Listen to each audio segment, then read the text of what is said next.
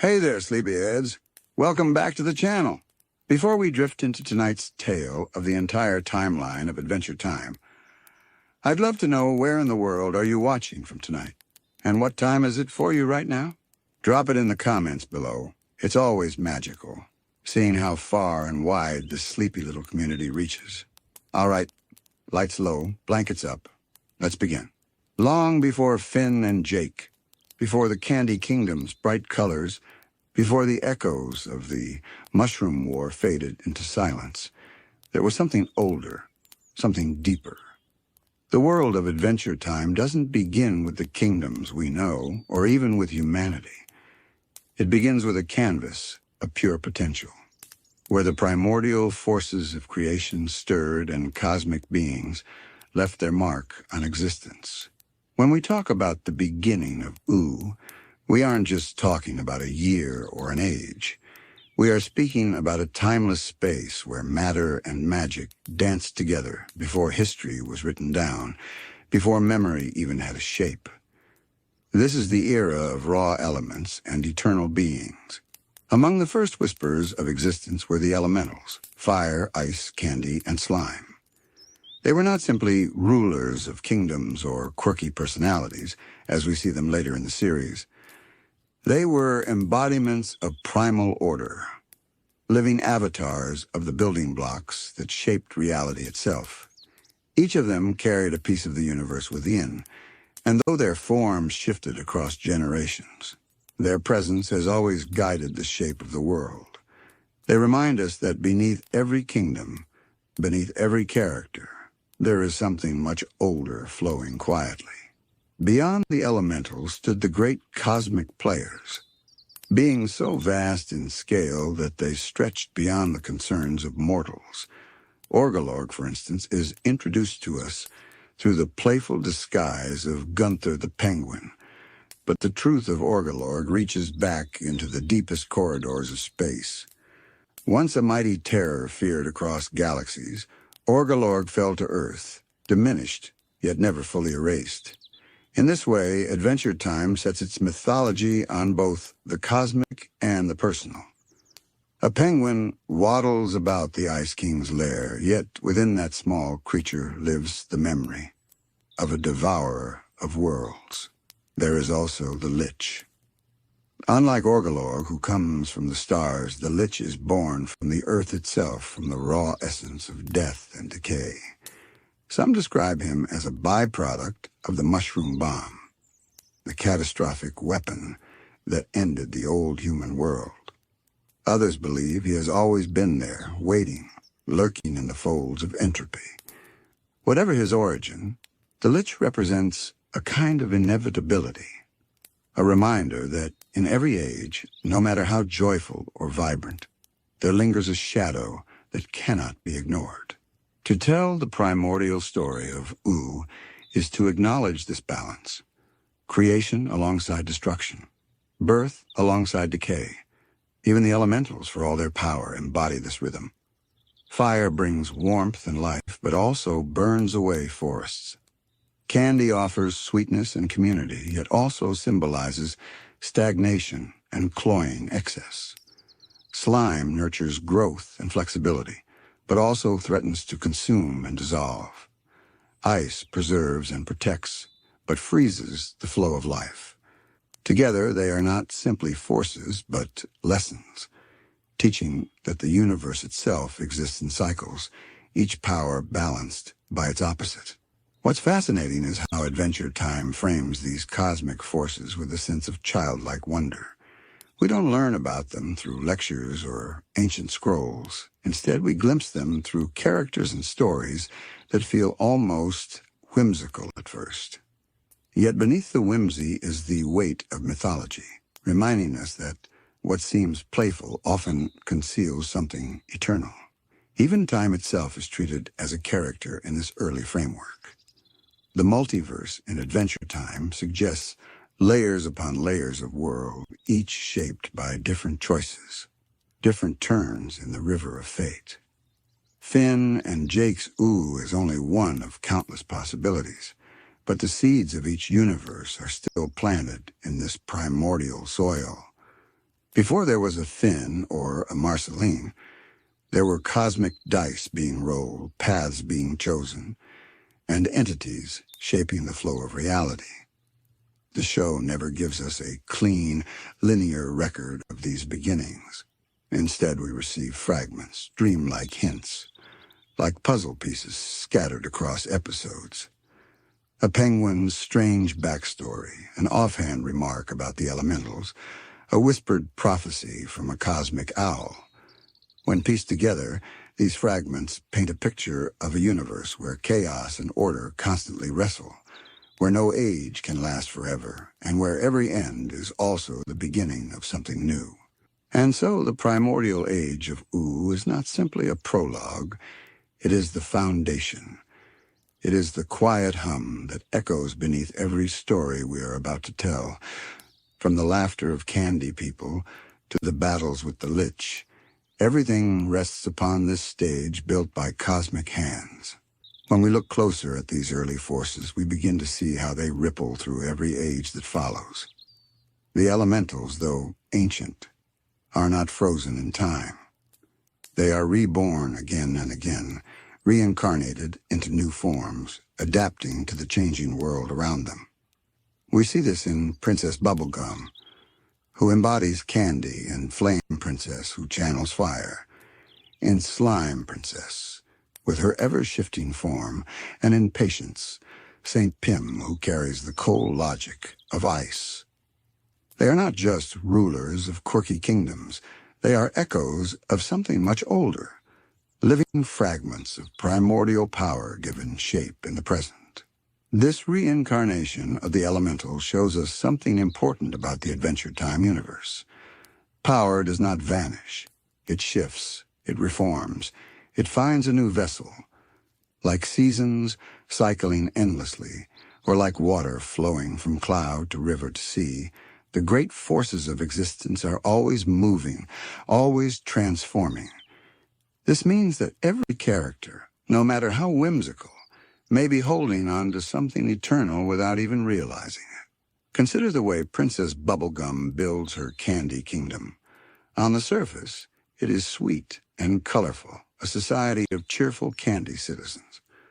But when we understand her as the avatar of candy itself, we begin to see her actions differently. Her desire to preserve, to protect, to control the growth of her kingdom mirrors the elemental force she embodies. She is more than a ruler.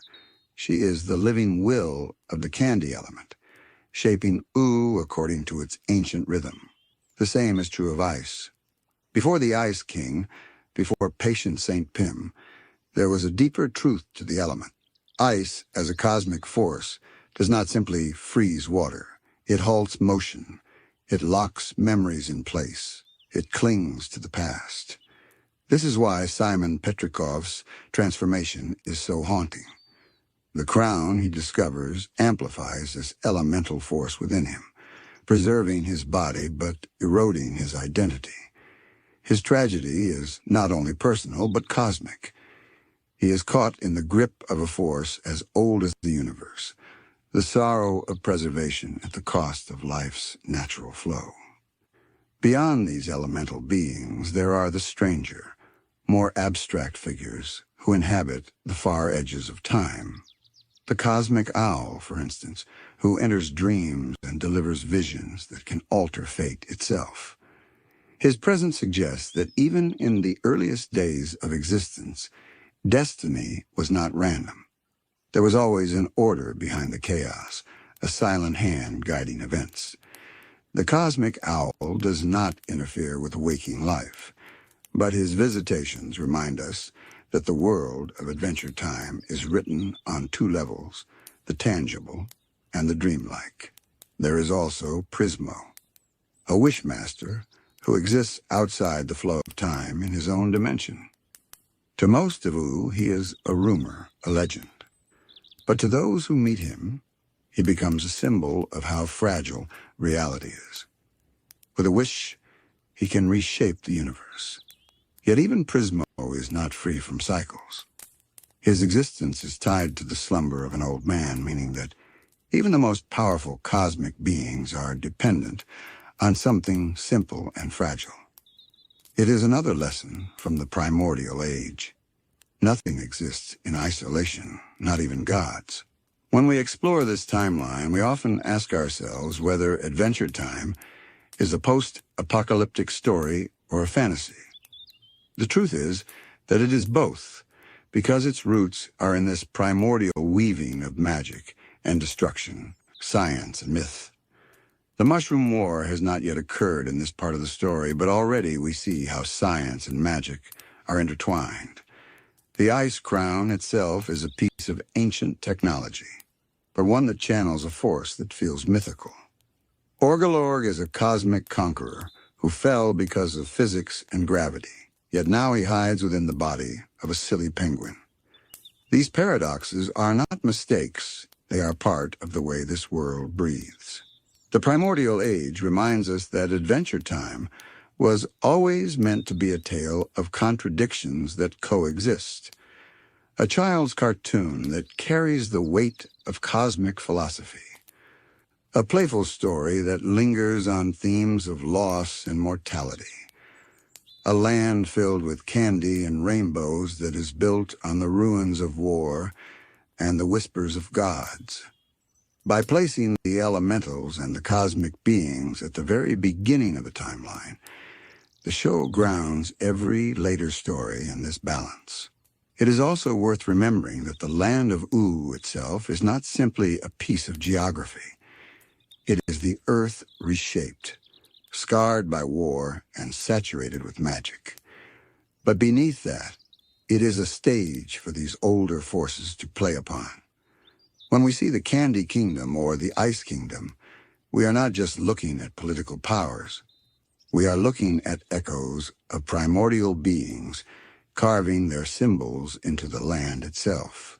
And so when the story of Oo begins, it is not a human story. It is not even a story of kingdoms. It is a story of the universe itself, of ancient powers testing their strength, colliding, and leaving traces behind. Every laugh, every tear, every battle that happens later is shaped by these forgotten beginnings. If we imagine this era as a great canvas, the strokes are still broad and uncertain. The colors have not yet been filled in, but the outlines are already taking shape.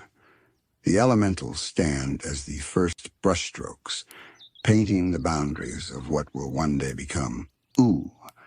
Around them, the cosmic beings drift like constellations, their presence more felt than seen, more whispered than declared.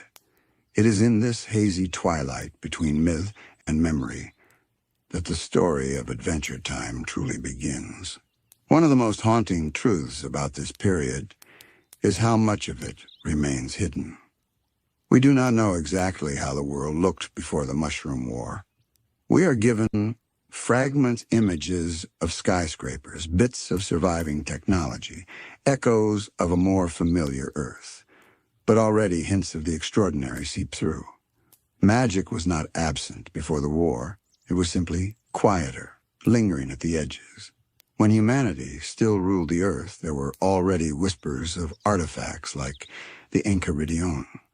Already rumors of crowns and swords that carried impossible power. This suggests that the primordial forces were never gone. They were only waiting, watching as humanity built its machines and cities, as people dreamed of progress while walking unknowingly across a land that was already layered with myth. Even before the bomb fell, the seeds of Oo's strange new world were buried in the soil. In this way, the coming of the Mushroom War does not feel like a sudden intrusion, but rather a breaking of the surface. Imagine waves lapping at a shoreline for centuries, slowly eroding stone until the hidden cave beneath is revealed. That is what the primordial forces were doing. They were waiting for the right fracture, the right collapse, to step forward again. Among the beings tied most closely to this threshold between the old world and the new is the Lich. His existence is difficult to trace fully. Some claim he was born directly from the detonation of the mushroom bomb, a pure embodiment of its deathly energy. Others believe he was always there, lurking as a dark potential, and that the bomb simply gave him a doorway into reality. Either way, his presence confirms that destruction itself can take shape, can grow bones and skin and a voice.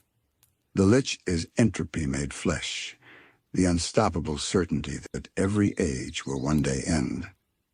It is no coincidence that the Lich stands opposite to beings like the elementals. They create balance, harmony, and cycles.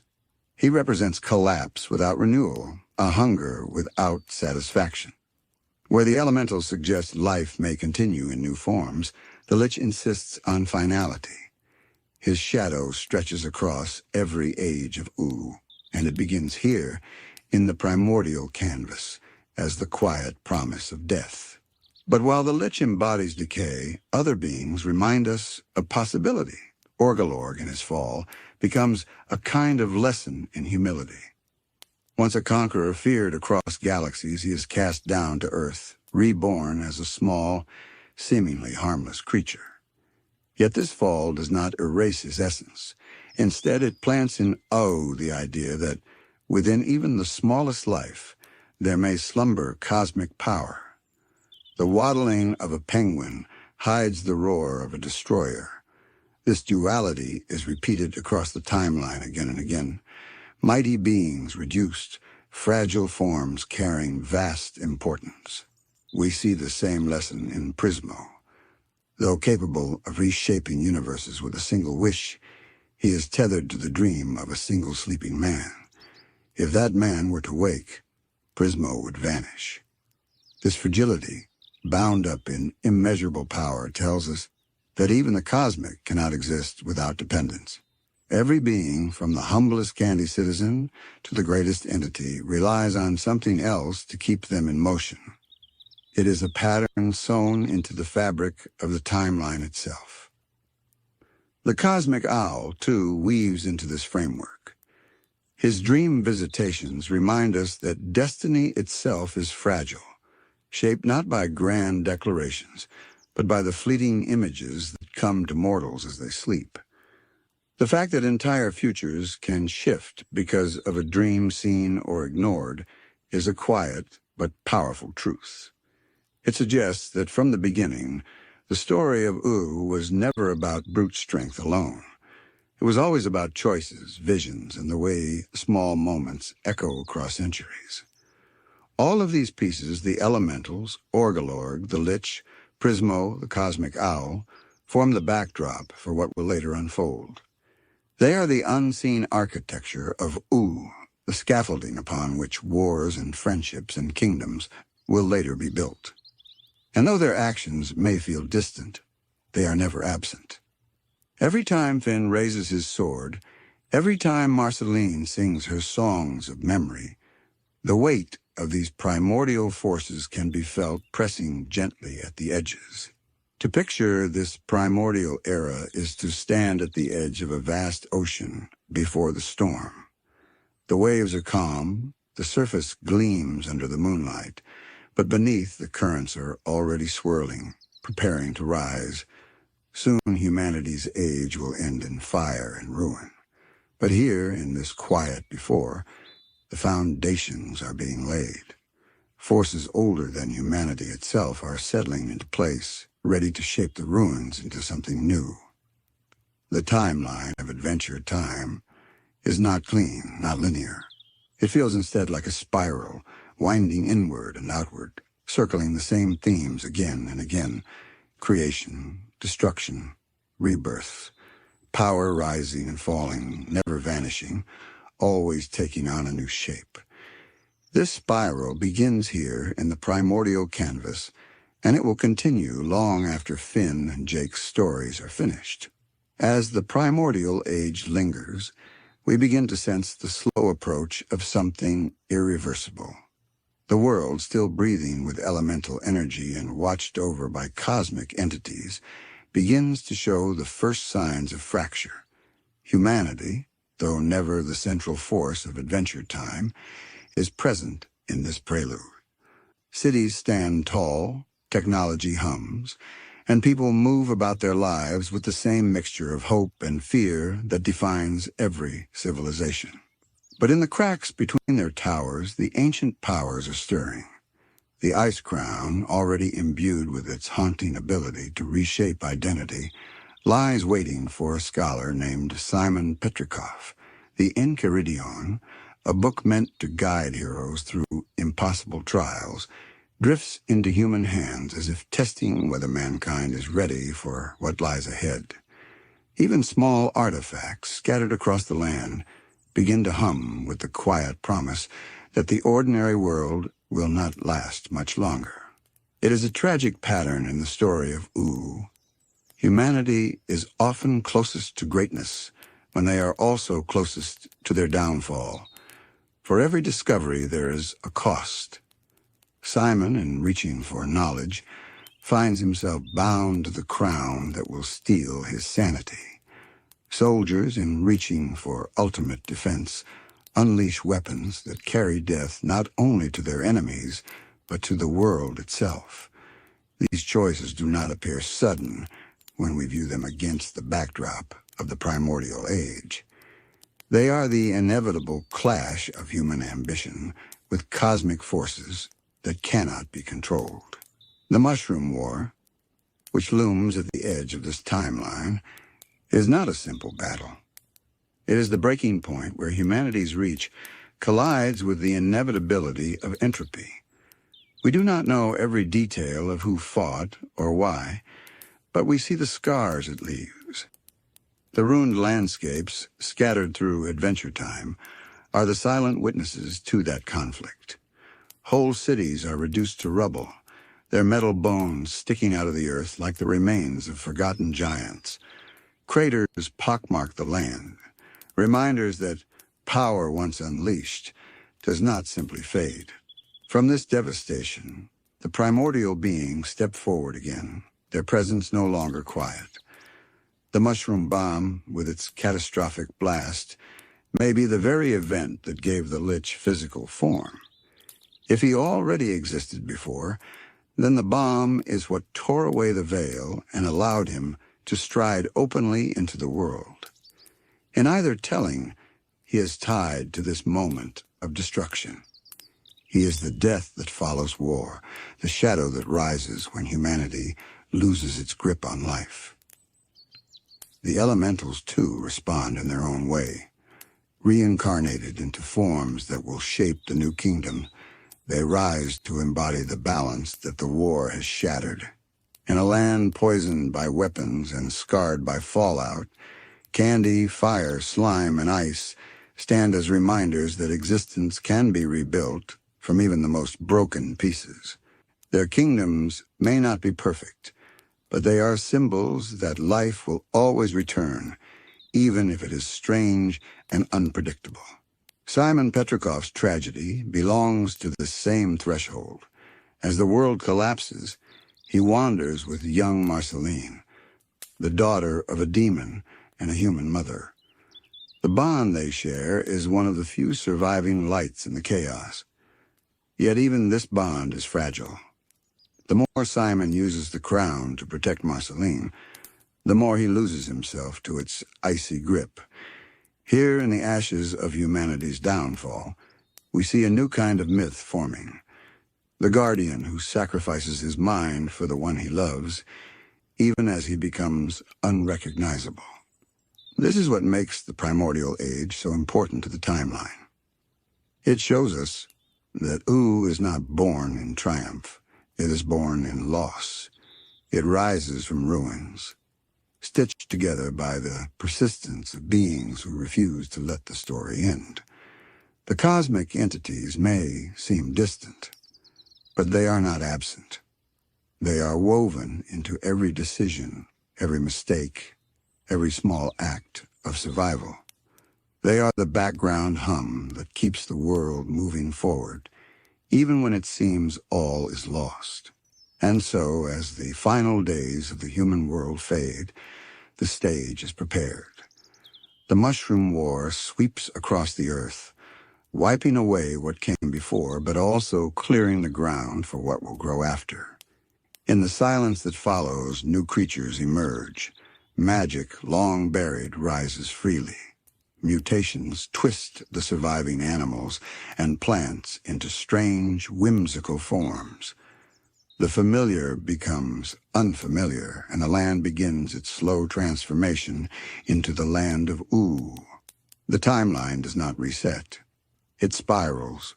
The primordial forces continue their eternal dance, now joined by new actors, new kingdoms, new stories. The cycle of creation, destruction, and rebirth repeats, carrying with it the echoes of the beings who came first.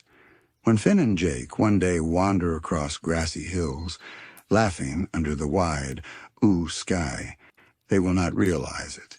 But every step they take rests on the bones of these earlier ages. Every adventure they embark on is framed by the choices and forces set in motion long before they were born. And that is where the primordial age leaves us, at the threshold of fire and ruin, with the old world collapsing and a new one waiting quietly to be born. The world that came before Ooh was not so different from our own. Cities rose high into the sky, their glass and steel towers catching the sunlight. Cars moved along wide streets, machines hummed with purpose, and people dreamed of futures filled with progress. It was an age of invention and ambition, but also of unease. Beneath the surface of daily life, shadows were growing longer. Nations armed themselves with weapons too powerful to imagine, and whispers of conflict spread like cracks through the foundation of human society. This age was the last stand of humanity as the dominant force on Earth. Adventure Time never gives us a detailed history book of what led to the Mushroom War, but the fragments we see are enough to paint a chilling picture. A single bomb, sometimes called the Mushroom Bomb, would bring it all crashing down. Its explosion did not simply destroy cities, it scarred the very fabric of the planet. The detonation is remembered less as a weapon and more as a turning point in history. Entire landscapes were reshaped in a heartbeat. Craters yawned open, where once there had been neighborhoods. Rivers changed course under the weight of the blast. And more than anything, a strange new energy began to seep into the world, as if the bomb had not only released fire and radiation, but also something far stranger.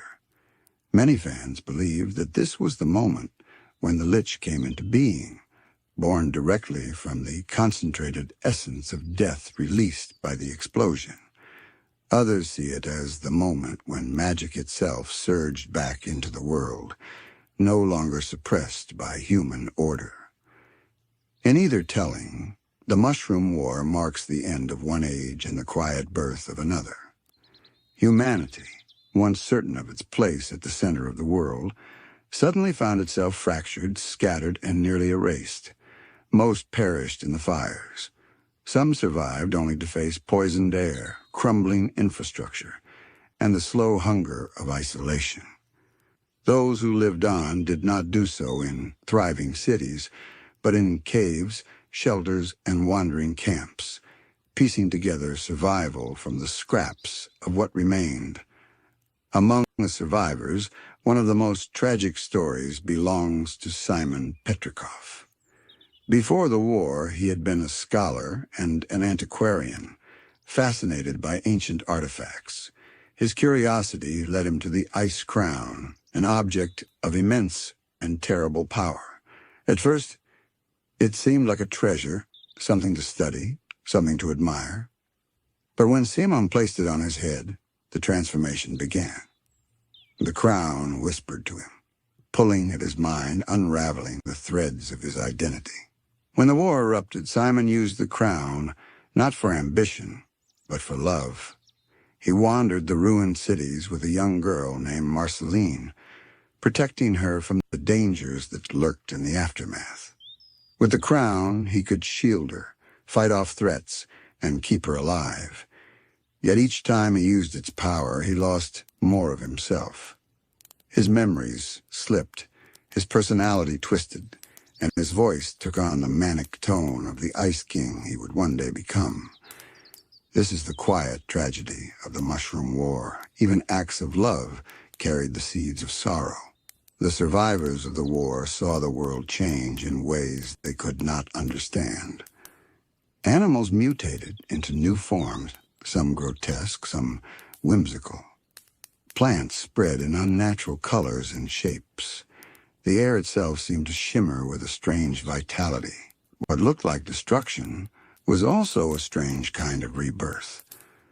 The old earth had been shattered, but in its place, something entirely new was stirring. This is where the land of Oo begins to emerge, not as a deliberate creation, but as a natural outgrowth of chaos and resilience. The few humans who endured carried their stories forward in fragments. Some would eventually migrate to isolated pockets, such as the island community seen in the later parts of the series. Others would blend into the shifting landscape, their descendants becoming rarer and rarer until Finn the human, centuries later, would stand as the last of his kind in Oo. But even if their numbers dwindled, their presence remained, etched into ruins, artifacts, and memories. What makes the Mushroom War so haunting in Adventure Time is how little we are shown directly. It is not played as a grand spectacle of armies clashing on the battlefield. Instead, it lingers as a ghost. Ruins scattered across the land, skeletons resting in forgotten buildings, the occasional piece of technology that still sputters to life. This absence is more powerful than any detailed retelling could be. It reminds us that for the people who lived through it, the war was not a story, but an ending. And yet, even endings carry the possibility of beginnings. In the silence after the blasts, the primordial forces stirred again, the elementals reincarnated into new forms. Strange magical creatures emerged from the fallout. And somewhere in the ruins, the Lich's presence began to crawl forward, the shadow of death stretching across what was left of the world. The aftermath of the Mushroom War is where silence becomes its own character. Imagine a world where the hum of electricity has faded, where the chatter of crowded streets has gone quiet, and where only the crackle of wind through hollow towers remains. For the survivors, every step into this silence was a reminder that the world they had known was gone. The bomb had left more than ruins. It had carved into the very essence of the planet. The land twisted, its surface scarred not only by fire but by strangeness. Some places glowed with a faint energy, as though the earth itself was humming with a new kind of life. Lakes and rivers shimmered with colors that should not exist in water. Entire forests rose in twisted shapes, their branches curling as though reaching for something unseen. The old world had not simply been destroyed, it had been transformed. It is in this strange new wilderness that humanity faced its hardest test. Survivors could not rely on the old ways of life. Food was scarce, the air was often tainted, and the environment itself felt unpredictable. Some clung to remnants of the old world, guarding machines and weapons like relics. Others adapted, scavenging, learning to live in harmony with what had emerged. Over generations, humanity's presence grew smaller, quieter, until they became but a whisper in the background of ooh. Yet even in this collapse, stories of hope flickered. Simon and Marceline wandering the empty streets with only each other for company. The tender, fragile bond of a man losing himself and a child learning to survive. It is in moments like these that Adventure Time places its heart. The grand events of the Mushroom War are terrifying, but the focus always returns to small acts of love, of sacrifice, of persistence. The war's legacy also lingers in the birth of Oo's strange citizens. The radiation, or perhaps the unleashed magic, warped animals into new forms. Some grew intelligence. Some became whimsical, like candy people, tree folk, or talking creatures. To the survivors, these mutations may have seemed frightening, but in time they became the foundation of a new world. The land of Oo is not simply a magical kingdom. It is the child of destruction, shaped by both fallout and enchantment. The Lich, whether born directly from the bomb or awakened by its power, emerges here as the embodiment of everything the Mushroom War stood for. Where the elementals represent renewal and cycles, he represents permanence of death. His presence is felt not only in the ruins, but in the dread that hangs over Oo like a lingering cloud.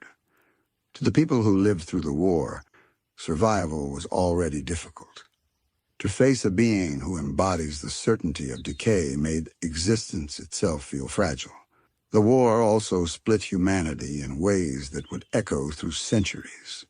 Some survivors fled to isolated islands, far from the poisoned mainland. In time, these islands became self-contained worlds of their own, where human culture continued in fragments.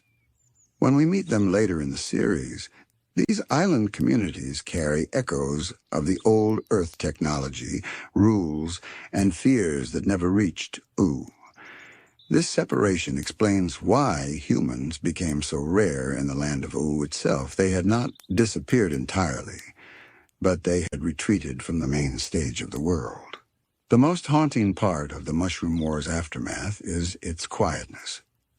The show never overwhelms us with battle scenes or explosions. Instead, it allows us to walk slowly through empty cities, to see Marceline sitting in a ruined supermarket, or to hear Simon sing lullabies to a frightened child. The war becomes more than an event. It becomes a presence. Every ruin Finn and Jake stumble upon centuries later is a reminder of the silence. A reminder that their adventures are built on top of bones and ashes. And yet, as always in Adventure Time, silence does not mean absence of life. Out of these ruins, the first hints of Oo begin to rise. The Candy Kingdom takes root, shaped by Princess Bubblegum and her uncanny connection to the element of candy. Fire and slime find their thrones. Ice stretches its influence through Simon's tragic transformation into the Ice King. What was once humanity's apocalypse becomes the soil for new kingdoms, new legends, and new heroes. This is the paradox of the Mushroom War. It is at once the end of humanity and the beginning of everything that makes Adventure Time what it is. Without the war, there would be no Candy People, no Marceline as we know her, no Lich to haunt the land, and no Oo to explore. The very thing that erased one age gave birth to another. In this sense, the Mushroom War is not just destruction. It is a doorway, opening the world to a stranger, wilder kind of life. In the soft glow of memory, one story stands taller than the rest when we think about the human survivors of the Mushroom War. It is the story of Simon and Marceline. In the silence that followed the blast, their companionship became a fragile flame against the darkness. Marceline, a child born of both human and demon blood, had been left adrift in a world that was no longer safe. Her mother was gone, her home shattered, and her future uncertain. And Simon, once a scholar with a curious mind, found himself transformed into her guardian. He was not a warrior, not a leader, not someone destined to rebuild civilization. Yet in Marceline's eyes, he became all of those things. The Ice Crown gave him the power to protect her, to fend off the warped creatures that roamed the ruined streets, to create food and shelter in a place where such things were scarce. But this gift was double-edged. With every use, Simon lost more of his identity, slipping closer to the fractured madness of the Ice King. The tragedy of Simon's descent is not told with spectacle, but with quiet heartbreak. We see him singing softly to Marceline, his voice warm and protective, even as his mind frays at the edges. We see her clinging to him not just as a caretaker, but as the last familiar presence in a world that no longer made sense. Their bond carried them through the early days of ruin, but it could not stop the inevitable. In time, Simon would fade into the Ice King entirely, leaving Marceline with the memory of a father figure who had saved her but could not save himself. Their story is more than a tale of two characters. It is a reflection of the Mushroom War itself. Out of destruction came love. Out of loss came moments of tenderness. And out of survival came sacrifice that left scars for generations to feel. When Marceline appears centuries later as the powerful, self-sufficient vampire queen, the echo of her childhood lingers in every note she sings. Her music carries the grief of the world that ended and the memory of the man who gave everything to keep her safe. But Simon and Marceline were not the only remnants of humanity's age. Scattered survivors carved out small lives in the ruins. Some gathered in shelters, creating makeshift communities that clung to fragments of the past. Others roamed, blending into the strange new ecosystem. In time, humanity became less a people and more a rumor. By the era of Finn and Jake, humans were whispered about like legends, with only ruins and old artifacts to prove they had once ruled the earth. The Mushroom War's strange energy shaped not just people, but the land itself. Entire regions transformed into something unrecognizable. Where once there had been highways and suburbs, there were now candy forests, lakes of slime and mountains of ice. Mutations blurred the line between science and sorcery. Was it radiation, or was it magic? The truth is that Adventure Time never separates the two. The war unleashed something that turned technology and enchantment into the same language. Machines sparked with magical energy, while magical artifacts hummed with the weight of science long forgotten. This blending of forces is what allowed Ooh to take shape. Princess Bubblegum, for instance, was not born in a castle, but from the primordial matter of candy itself, given life in a world where the impossible was suddenly natural. Creatures who might once have been dismissed as fairy tale figures began to walk openly across the land. The Mushroom War had destroyed Earth as it was, but it had also broken the barrier that kept these forces apart. In the ruins, everything mingled life and death, science and magic, sorrow and joy. Even as kingdoms began to rise from the strange soil, the presence of the Lich lingered like a stain that could not be washed away. Born, or at least awakened by the bomb, he embodied the war's darkest truths. That death is not merely an event, but a force that continues to whisper through every age. His very existence was proof that the war had left something permanent behind, something that could not be rebuilt or undone. While the Candy Kingdom grew, and while Marceline discovered her strength, the Lich waited, patient, inevitable. In this way, the Mushroom War becomes more than a chapter in the timeline. It is the hinge upon which all of Adventure Time turns. Before it, Earth was familiar, human, grounded in the kinds of stories we might recognize in our own world. After it, Earth became Ooh, a land of wonder and terror, sweetness and sorrow, where magic flowed as easily as rivers. The war did not simply change the setting. It changed the very rules of reality, opening the door for a world where candy could speak, where crowns could alter the mind, and where heroes would rise centuries later to face battles older than themselves. To fall asleep to this story is to imagine the world slowly changing around you, like watching dawn turn into day. The familiar shapes fade, replaced by landscapes you cannot quite name. The silence of ruins gives way to the laughter of candy citizens, the crackle of fire people, the shifting forms of slime. What was once an apocalypse becomes a new beginning. Not gentle, not easy, but alive in a way the old world never was. In the soft glow of memory, one story stands taller than the rest when we think about the human survivors of the Mushroom War. It is the story of Simon and Marceline. In the silence that followed the blast, their companionship became a fragile flame against the darkness. Marceline, a child born of both human and demon blood, had been left adrift in a world that was no longer safe. Her mother was gone, her home shattered, and her future uncertain. And Simon, once a scholar with a curious mind, found himself transformed into her guardian. He was not a warrior, not a leader, not someone destined to rebuild civilization.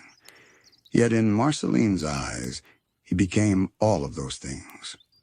The ice crown gave him the power to protect her, to fend off the warped creatures that roamed the ruined streets, to create food and shelter in a place where such things were scarce.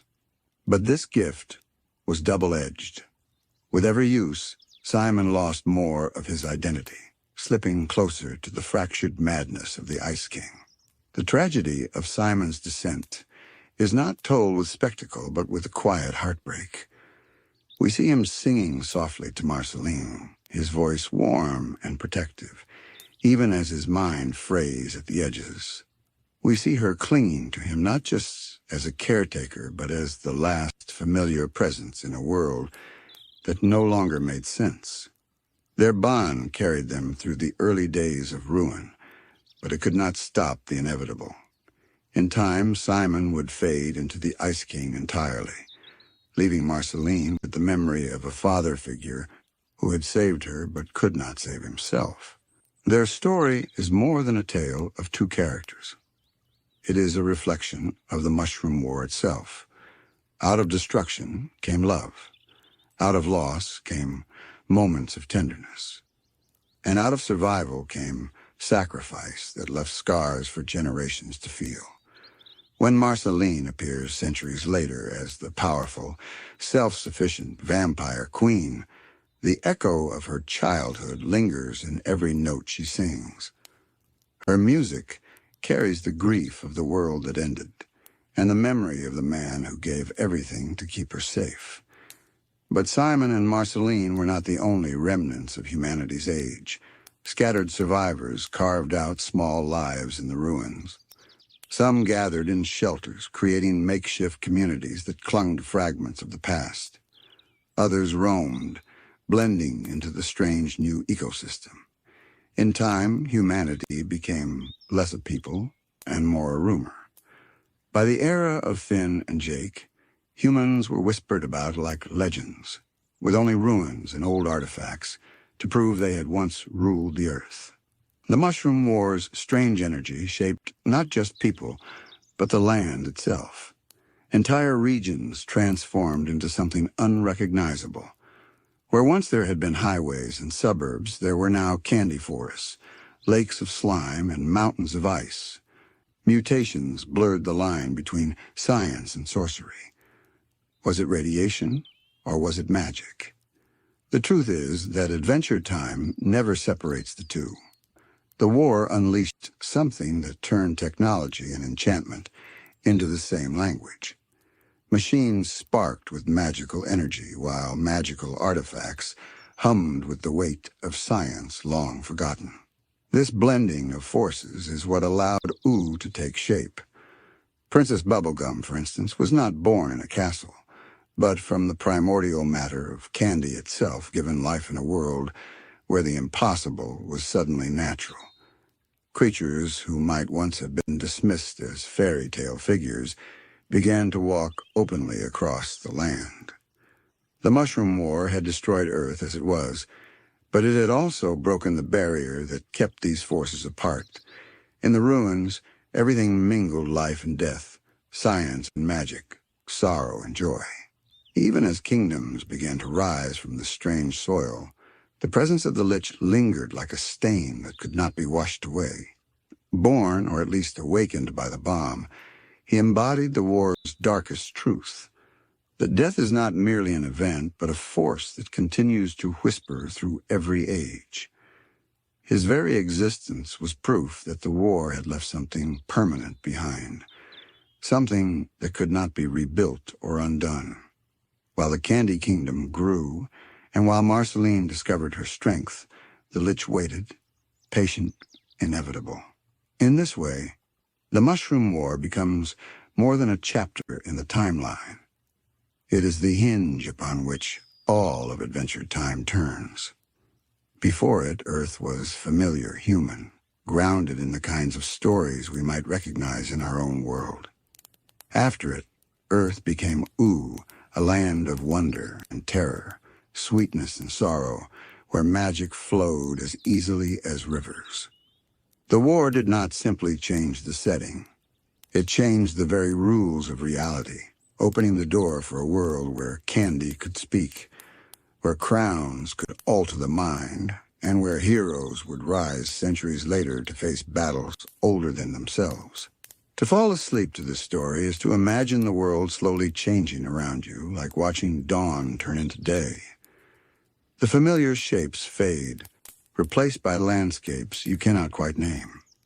The silence of ruins gives way to the laughter of candy citizens, the crackle of fire people, the shifting forms of slime. What was once an apocalypse becomes a new beginning, not gentle, not easy, but alive in a way the old world never was. As the years passed after the Mushroom War, the silence began to soften.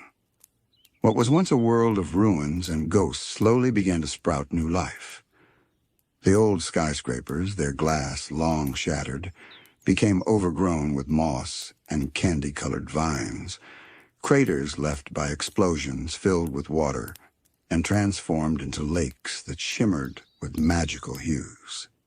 Strange new creatures, part mutation and part enchantment, wandered freely, turning the scars of war into something unexpectedly vibrant. This was not the return of the human world.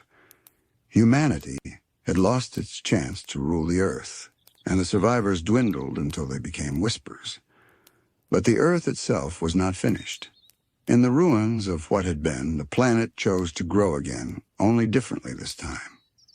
The Mushroom War had cracked the boundaries between science and magic, allowing forces once buried to seep back into every corner of the land.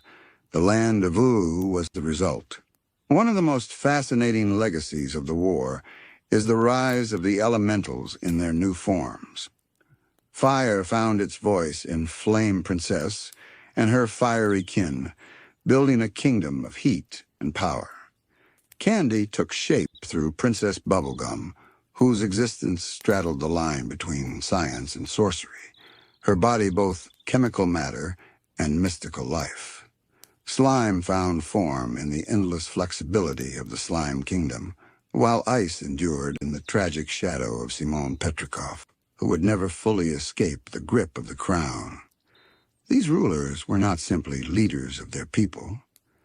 They were the reincarnations of ancient forces, awakened and reshaped in the aftermath of humanity's destruction. Yet the land was not only about kings and queens. The everyday citizens of Ooh, from candy people to talking animals, owe their existence to this strange transformation. A rabbit mutates into a storyteller. A piece of gum grows into a soldier. Even the smallest life carries the legacy of the war, each one a reminder that the bomb destroyed but also rewove the threads of reality into new patterns. Ooh's whimsy is inseparable from its sorrow, his laughter always echoing faintly against the silence of what came before. The Lich, however, ensured that the shadow of the Mushroom War never faded completely. Born or awakened in that single catastrophic blast, he became the embodiment of the war's deathly promise. While kingdoms grew and life flourished in strange new ways, the Lich lingered, patient and unyielding. He was not a conqueror of armies or a ruler of land. He was entropy itself, the quiet assurance that every kingdom, every creature, every age would eventually fall. His very presence tied Ooh to the memory of the bomb, as if to say that no matter how beautiful the world became, it could never fully escape the shadow of its birth. It is here that we see the duality at the heart of Adventure Time's timeline. The Mushroom War was both ending and beginning. It was the collapse of one civilization and the spark that lit the next. Without it, there would be no Finn, no Jake, no Candy Kingdom, no Ice King, no Marceline as we know her. The war tore apart the world of humans, but stitched together the tapestry of Ooh. The ruins became foundations. The scars became landscapes, and the silence became space for new voices to rise. Simon and Marceline's story threads through this transformation as a reminder that even in apocalypse, love and sacrifice endure. The ruins of supermarkets and abandoned apartments are more than set pieces. They are memory spaces where a frightened child was comforted by a man slowly losing himself. These quiet human stories are what give the Mushroom War its weight. It is not simply the destruction of a world. It is the lives interrupted, the bonds tested, the grief carried forward into songs and legends. As the centuries turned, the traces of the old world grew fainter. Machines rusted into the soil. Roads crumbled into rivers. The skeletons of skyscrapers became playgrounds for creatures who would never know what they once were. What had been an apocalypse became, for those who came later, simply the natural shape of the world. To Finn and Jake, ruins were not tragic reminders. They were mysteries, puzzles, and places for adventure. The war was not their story. It was the shadow that had already passed, leaving behind a stage for their lives to unfold. This transformation is perhaps the most quietly beautiful part of Adventure Time's timeline. It reminds us that endings are not absolute. Even the most final destruction can give rise to unexpected beginnings. The Mushroom War was humanity's fall, but it was also Ooh's dawn. Out of fire and ruin came kingdoms of candy and fire, slime and ice. Out of silence came music. Out of grief came laughter. The war closed one book, but opened another, one that would carry its echoes forward for thousands of years. And so, when we think of the Mushroom War, we do not only think of bombs and destruction. We think of Marceline's songs. We think of Simon's sacrifice. We think of the ruins where laughter would one day return. We think of a land that became stranger, brighter, and sadder all at once. The timeline now stands ready for what comes next. The age of humanity has ended. The age of Ooh has begun. From the ruins of war, kingdoms will rise. Heroes and villains will shape the land. And the echoes of the Mushroom War will continue to whisper beneath it all, reminding every new age that life is fragile, but also endlessly resilient. After the echoes of the Mushroom War faded into silence, the world seemed to hold its breath. The flames that had consumed cities grew quiet, and in the stillness, the survivors began to emerge. These were not kings or rulers, not yet. They were wanderers, families, children, and solitary figures, piecing together their existence from the wreckage of the old world. For humanity, survival was fragile. The few who remained no longer gathered in bustling metropolises or under the banners of nations. Instead, they lived in scattered clusters in caves, on isolated islands, or deep within ruins where the old world still lingered in broken glass and metal. Some built small communities, carrying forward memories of the world before, while others drifted, adapting to the strange new rhythms of a land reshaped by magic and mutation. It is here, in this twilight between apocalypse and rebirth, that Ooh begins to take its first recognizable form. The planet was not empty, far from it. Animals and plants, twisted by the strange energy released in the war, adapted with surprising speed. Some creatures grew intelligence. Others took on bright colors and unusual shapes, seeming almost playful, even in a scarred world. What had once been barren wasteland slowly filled with strange, whimsical life. The humans who remained faced a choice. Some resisted this change, clinging desperately to the ways of the old world. They preserved what machines and tools they could, guarding technology like sacred relics. Others allowed themselves to adapt, blending their survival with the magic now flowing freely across the land. Over time, this division became more than survival strategies. It became destinies. Entire branches of humanity splintered away, some retreating to safe havens such as the islands, while others faded, leaving only a few scattered bloodlines to whisper of their existence. One of the most enduring figures of this era is Princess Bubblegum. Though her origin is unlike any human survivor, she did not walk out of the war's ruins. Instead, she was born from the very matter of the world's new strangeness. Out of the raw substance of candy, life stirred, forming into a being both scientific and magical. Bubblegum was not just a ruler of candy people. She was their mother, their architect, and their protector. Her rise marks one of the earliest true kingdoms of Ooh, a place where survivors, magical beings, and candy creatures could gather under the banner of community. Yet the Candy Kingdom was not alone. Fire found its way into power as well. Flame people, volatile and fierce, claimed their own corner of the land, ruled by monarchs who embodied destruction as much as strength. Slime, ever-shifting and unpredictable, flowed into a kingdom of its own, built less on order and more on endless change. And above them all, the ice, tethered to Simon Petrikov's slow decline, carved a kingdom out of frozen desolation. Each of these powers, though strange, represented the reincarnation of the primordial elementals. They were not simply random nations. They were echoes of cosmic forces finding new forms in the aftermath of catastrophe. At the same time, smaller groups and individuals began shaping Ooh in quieter ways. Marceline, still carrying the pain of her childhood, wandered through these years, growing into her role as a vampire queen. Her songs became a memory of the world that had ended, even as she built a life in the one that had begun. She was not a ruler of a vast kingdom like Bubblegum, nor a symbol of elemental force like the fire or slime. She was something more personal, a bridge between the old human world and the new magical one. What makes this period so haunting is how fragile it feels.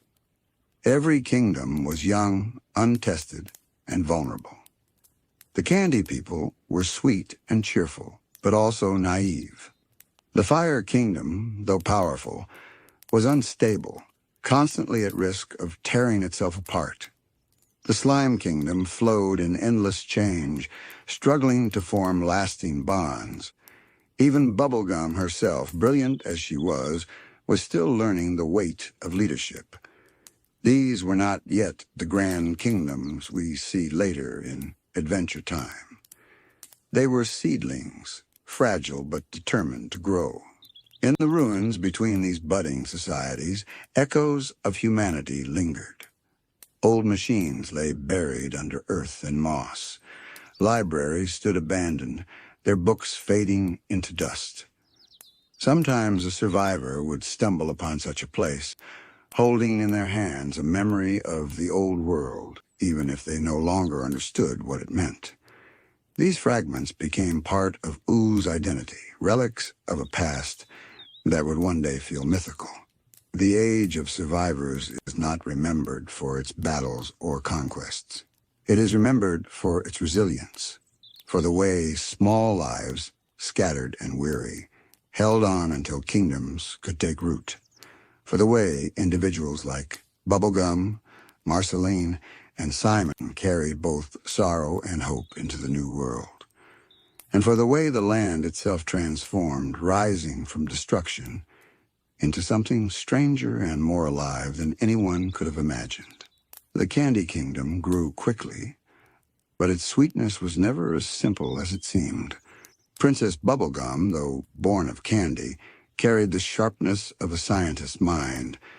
She shaped her people with intention, building not only a society, but an entire population of citizens, each one molded from her own knowledge of science and magic.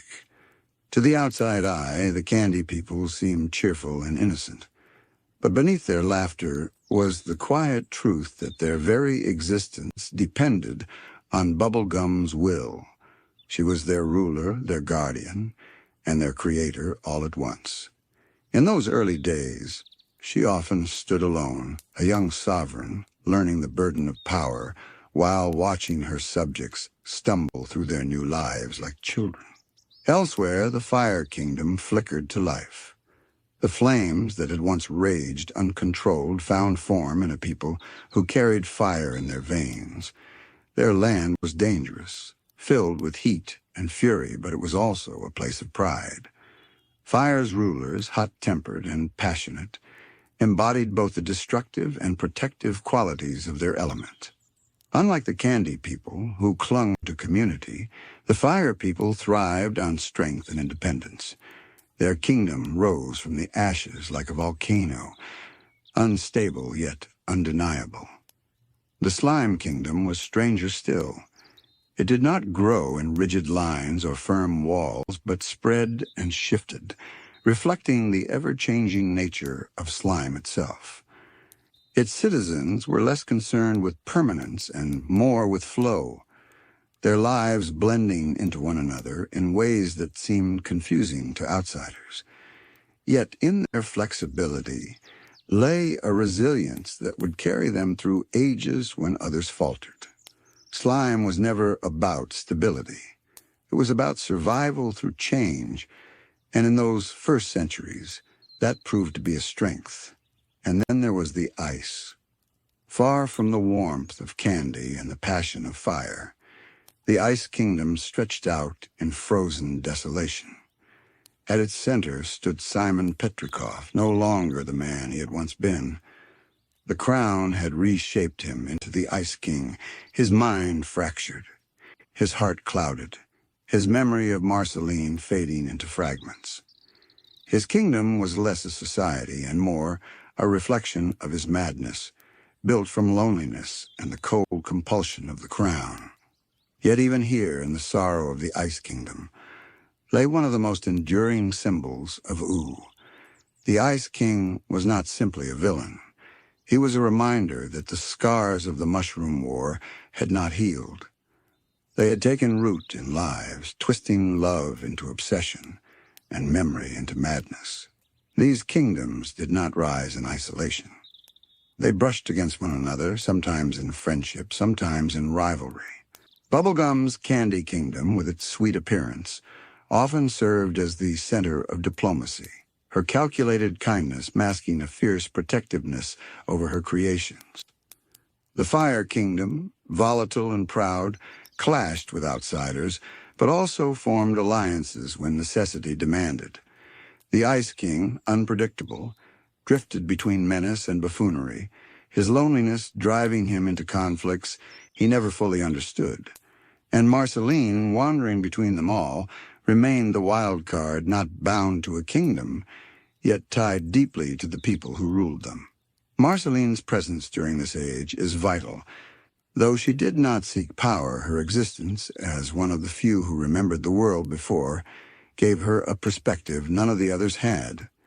She sang songs that carried memories of ruined cities and broken hearts, yet she also embraced the playful absurdity of Ooh's new life.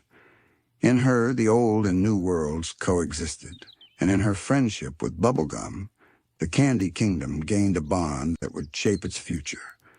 Their relationship, complex and shifting, began in these early centuries as two young women struggled with the weight of leadership, love, and survival in a land that was still learning how to exist.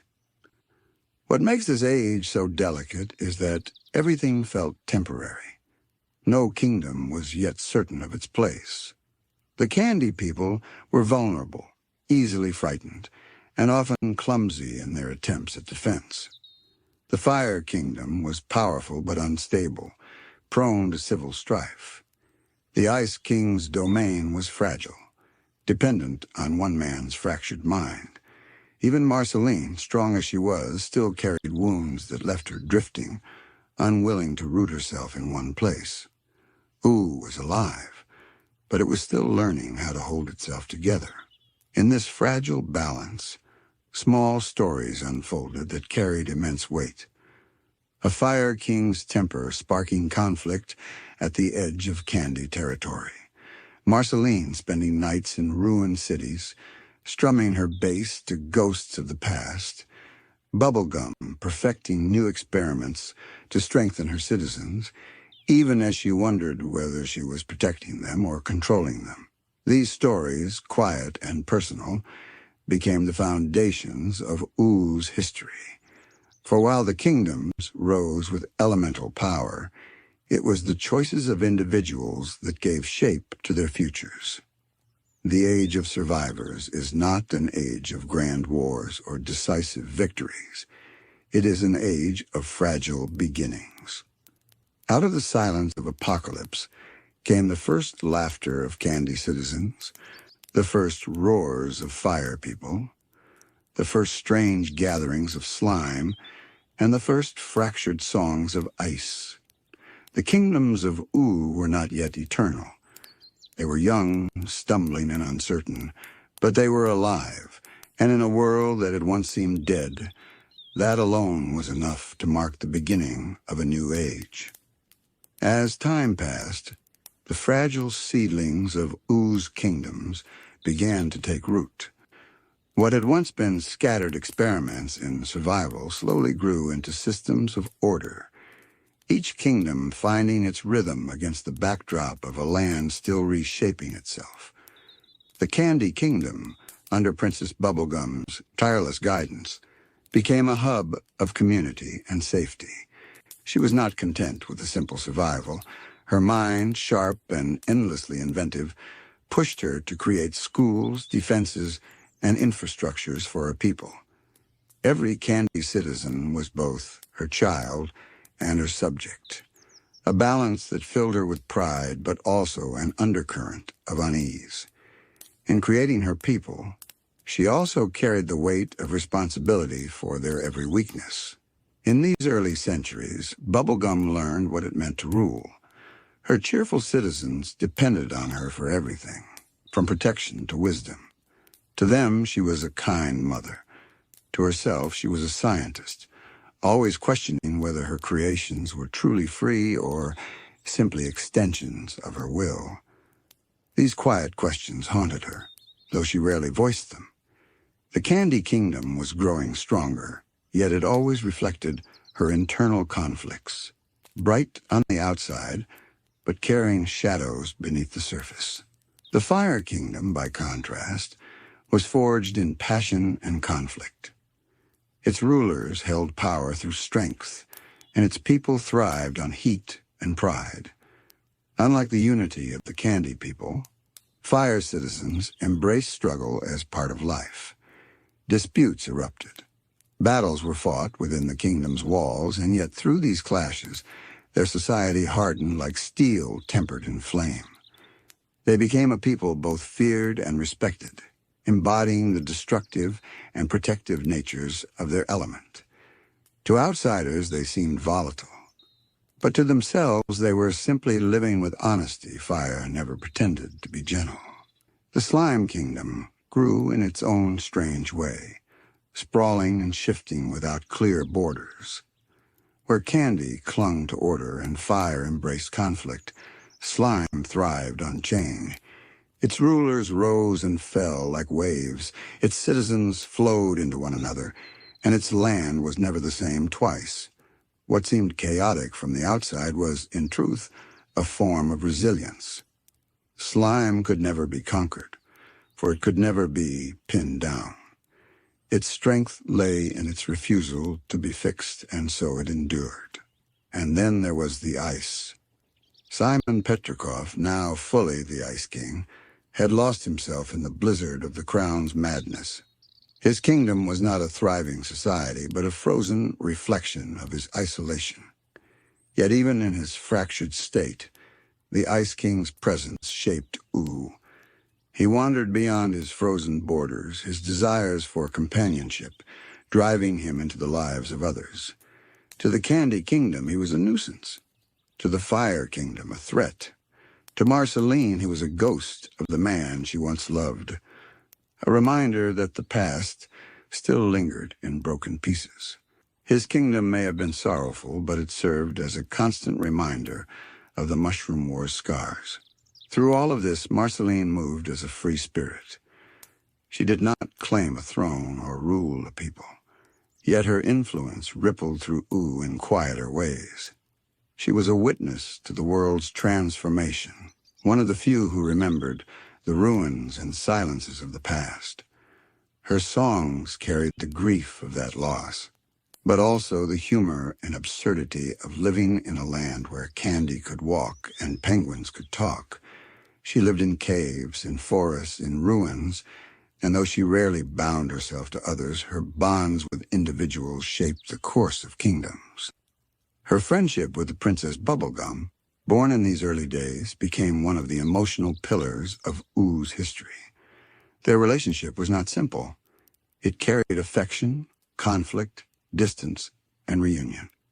In Bubblegum, Marceline found someone who matched her sharpness of mind, someone who could understand the weight of survival. In Marceline, Bubblegum found a reminder of humanity, of music, of the messy, uncalculated beauty of life. Together they stood as symbols of two worlds, the structured order of science and the free spirit of song learning to coexist.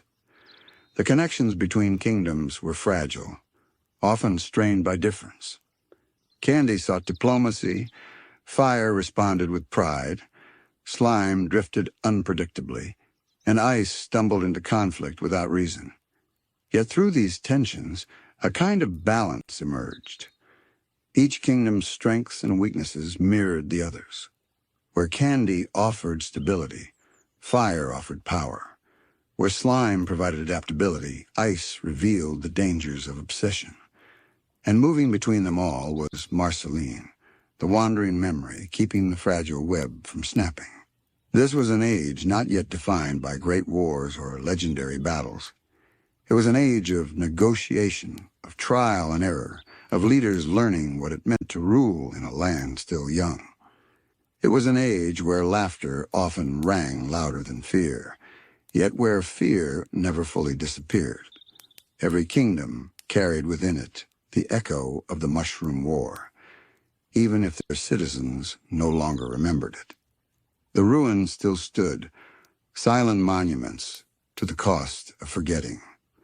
And above it all, the cosmic forces, the elementals, the Lich, the strange beings that watched from beyond time continued to weave their unseen influence, waiting for the next turning of the spiral. The age of survivors was not an age of certainty. It was an age of becoming. Out of rubble and silence rose kingdoms that would one day define Ooh. Out of grief rose music. Out of loneliness rose community. And out of the ruins of humanity rose a world stranger, brighter and more alive than anyone could have imagined. As decades slipped into centuries, the fragile seedlings of Ooh grew more resilient. What had begun as small outposts of survival slowly transformed into kingdoms that could withstand the passing of time.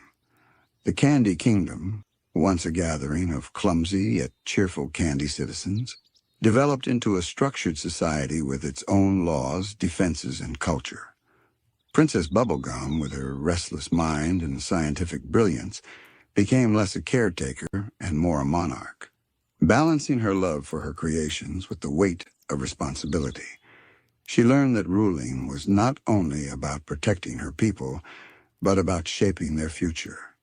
sometimes in ways that troubled even her own conscience. The Fire Kingdom also matured. Its people, once defined by volatility and pride, began to refine their sense of identity. Power was still central to their society, but with power came a recognition of responsibility.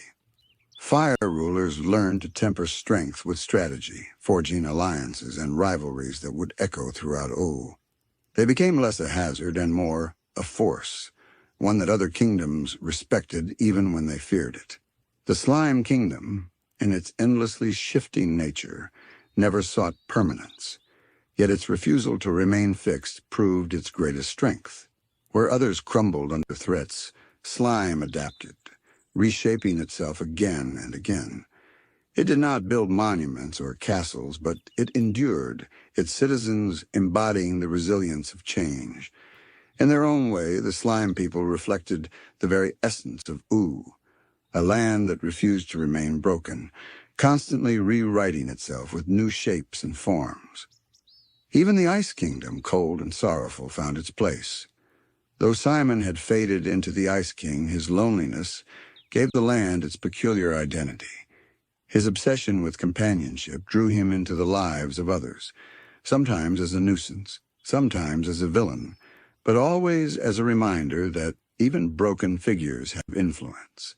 The Ice Kingdom's towers of frost and its armies of penguins stood as strange monuments to one man's fractured mind, yet they became as much a part of Oo's landscape as the bright walls of candy or the lava flows of fire. Marceline continued to wander through it all. She was never bound to a single throne, but her presence tied the kingdoms together in quieter ways. She moved between candy and fire, ice and slime, carrying with her songs that remembered the ruins of the past and celebrated the absurdities of the present. She became a living archive of Oo's history, her immortality allowing her to see the rise and fall of rulers, the growth of kingdoms, and the persistence of hope. In her friendships, especially with Princess Bubblegum, the story of O found one of its most enduring bonds, a relationship that mirrored the land itself, complicated, fragile, yet unbreakably woven to the fabric of time. Beyond the kingdoms, other survivors and creatures shaped the land in smaller, quieter ways. Forests grew strange and enchanted, filled with spirits and beasts. Mountains bore ruins of the old world, repurposed by new inhabitants who no longer remembered their original use. Rivers carried whispers of both radiation and magic, flowing through lands where a fish could speak and frogs could sing. Oo was not built in a day. It was assembled from fragments of the old world, stitched together by life's stubborn refusal to end. What makes the Age of Survivors so important in Adventure Time's timeline is its tone. It was not an age of conquest. It was not an age of peace. It was an age of becoming, of trial and error, of fragile steps forward and uncertain glances backward. Every kingdom carried with it the shadow of the Mushroom War, yet each one transformed that shadow into something new. Candy turned sorrow into sweetness. Fire turned chaos into strength. Slime turned instability into adaptability. Ice turned loneliness into memory. And Marceline, standing apart yet tied to them all, turned grief into song. By the close of this age, Oo had grown recognizable. The foundations of its great kingdoms were in place. Its citizens had begun to create their own cultures, myths, and traditions. The ruins of humanity no longer loomed as reminders of failure, but had faded into the background, becoming part of the scenery, their meanings forgotten by those who no longer remembered the old world. The survivors' legacy lived on not in monuments, but in the quiet persistence of life, and the fact that Oo thrived at all. Yet under this fragile peace, dangers remained. The Lich born of the Mushroom War waited in the shadows, his influence creeping quietly. The cosmic forces who had shaped the primordial world still watched, sometimes interfering, sometimes guiding, always present. And in the hearts of rulers and wanderers alike, old wounds lingered, ready to resurface in the conflicts to come. The age of survivors closes not with a dramatic event, but with a sense of readiness. The kingdoms have taken root, the people have found their rhythms, and the land has become vibrant with strange new life. The silence of apocalypse has been replaced by the hum of a new world. But already stories of heroes and villains are beginning to stir. The foundations are laid for legends, for adventures, for battles, for the rise of Finn and Jake, and for the struggles that will define Oo's history. The survivors built the stage. The kingdoms gave it color. Now the curtain is ready to rise on the age of heroes. As the kingdoms of Ooh settled into their fragile rhythms, a new age began to stir. No longer was the land defined only by survival or by the quiet rise of communities. This was the time when heroes and villains began to shape the flow of history, when personal choices would ripple outward to become legends whispered across centuries. In these early days, the borders between good and evil were not always clear. Ooh was a land of contradictions, where a lonely king might also be a menace, and where a playful wanderer might carry the weight of tragedy. The figures who emerged in this era were larger than life, yet deeply human in their flaws. And it was through their stories that Ooh itself began to take shape. The Ice King, once Simon Petrikov, became one of the most familiar faces of this time. His fractured mind turned him into an eccentric figure, desperate for companionship and prone to misguided schemes. To the people of Ooh, he was often a villain, swooping into kingdoms to kidnap princesses or disrupt peace with his endless antics. Yet beneath the madness lingered the sorrow of Simon, a man who had sacrificed everything for love and now wandered in a blizzard of his own making. In him, Ooh saw both danger and tragedy, a reminder that not all villains are born from malice. Some are born from loss. Marceline, the vampire queen, wandered alongside these unfolding tales, neither hero nor villain, but something in between. She fed on the color red rather than blood, making her both feared and misunderstood. Her songs carried the grief of the world before, but her laughter brought levity to the new one. In her, Ooh saw a figure who could straddle the line between darkness and light, who could fight when needed, but also simply drift, guitar in hand, singing to the ruins. She was not a queen of subjects, but of memory, shaping Ooh through presence rather than power. Princess Bubblegum grew into her role during this age, her intellect guiding her kingdom with precision and care. She was a scientist first and a ruler second, yet over time those roles blurred into one. To her citizens, she was a benevolent mother. To her rivals, she was a calculating strategist, willing to take risks that sometimes unsettled even her closest friends. Her relationship with Marceline carried both affection and conflict, a bond that softened her sharp edges while also revealing the vulnerability beneath her authority. Together, they became one of Oo's most enduring partnerships, even in their disagreements. But Ooh was not a land of rulers alone. It was also a land of wanderers and adventurers, of beings who stepped into legend through their deeds. Heroes rose not from thrones, but from the roads and forests, carrying swords, spells, and songs. Some were remembered by name, while others faded into myth, their actions leaving behind only echoes. Each of them added another thread to the fabric of Ooh, proving that even in a land dominated by kingdoms, individuals could leave marks that lasted forever. And then there were the darker forces, the true villains of this age. Chief among them was the Lich, Born or awakened in the Mushroom War, he embodied death itself, an eternal shadow stretching across every era. Unlike the Ice King, who stumbled into villainy through madness, the Lich was pure in his purpose. He sought only to end life, to smother the fragile flame of existence. His presence was not constant, but it was always looming. Even in times of laughter, the people of Oo knew that somewhere the Lich was waiting. His influence seeped into the soil of the land, a reminder that no kingdom, no hero, no song could ever fully escape the certainty of decay. Other villains came and went, each with their own ambitions and flaws. Some sought power over kingdoms, others simply wandered in chaos. Yet what bound them all together was the way their actions forced Oo to adapt. Every villain, from the petty to the cosmic, reshaped the land in their own way.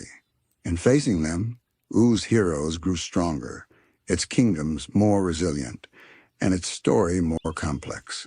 This was the age when legends began to form. It was the age when the laughter of candy people could exist alongside the menace of death itself, when a vampire could sing lullabies to ghosts, and when a mad king could freeze the sky in his lonely search for love. The age of heroes and villains was not one of black and white, but of endless shades, each one adding depth to the dreamlike tapestry of Oo. The stories of this age were not always about victory.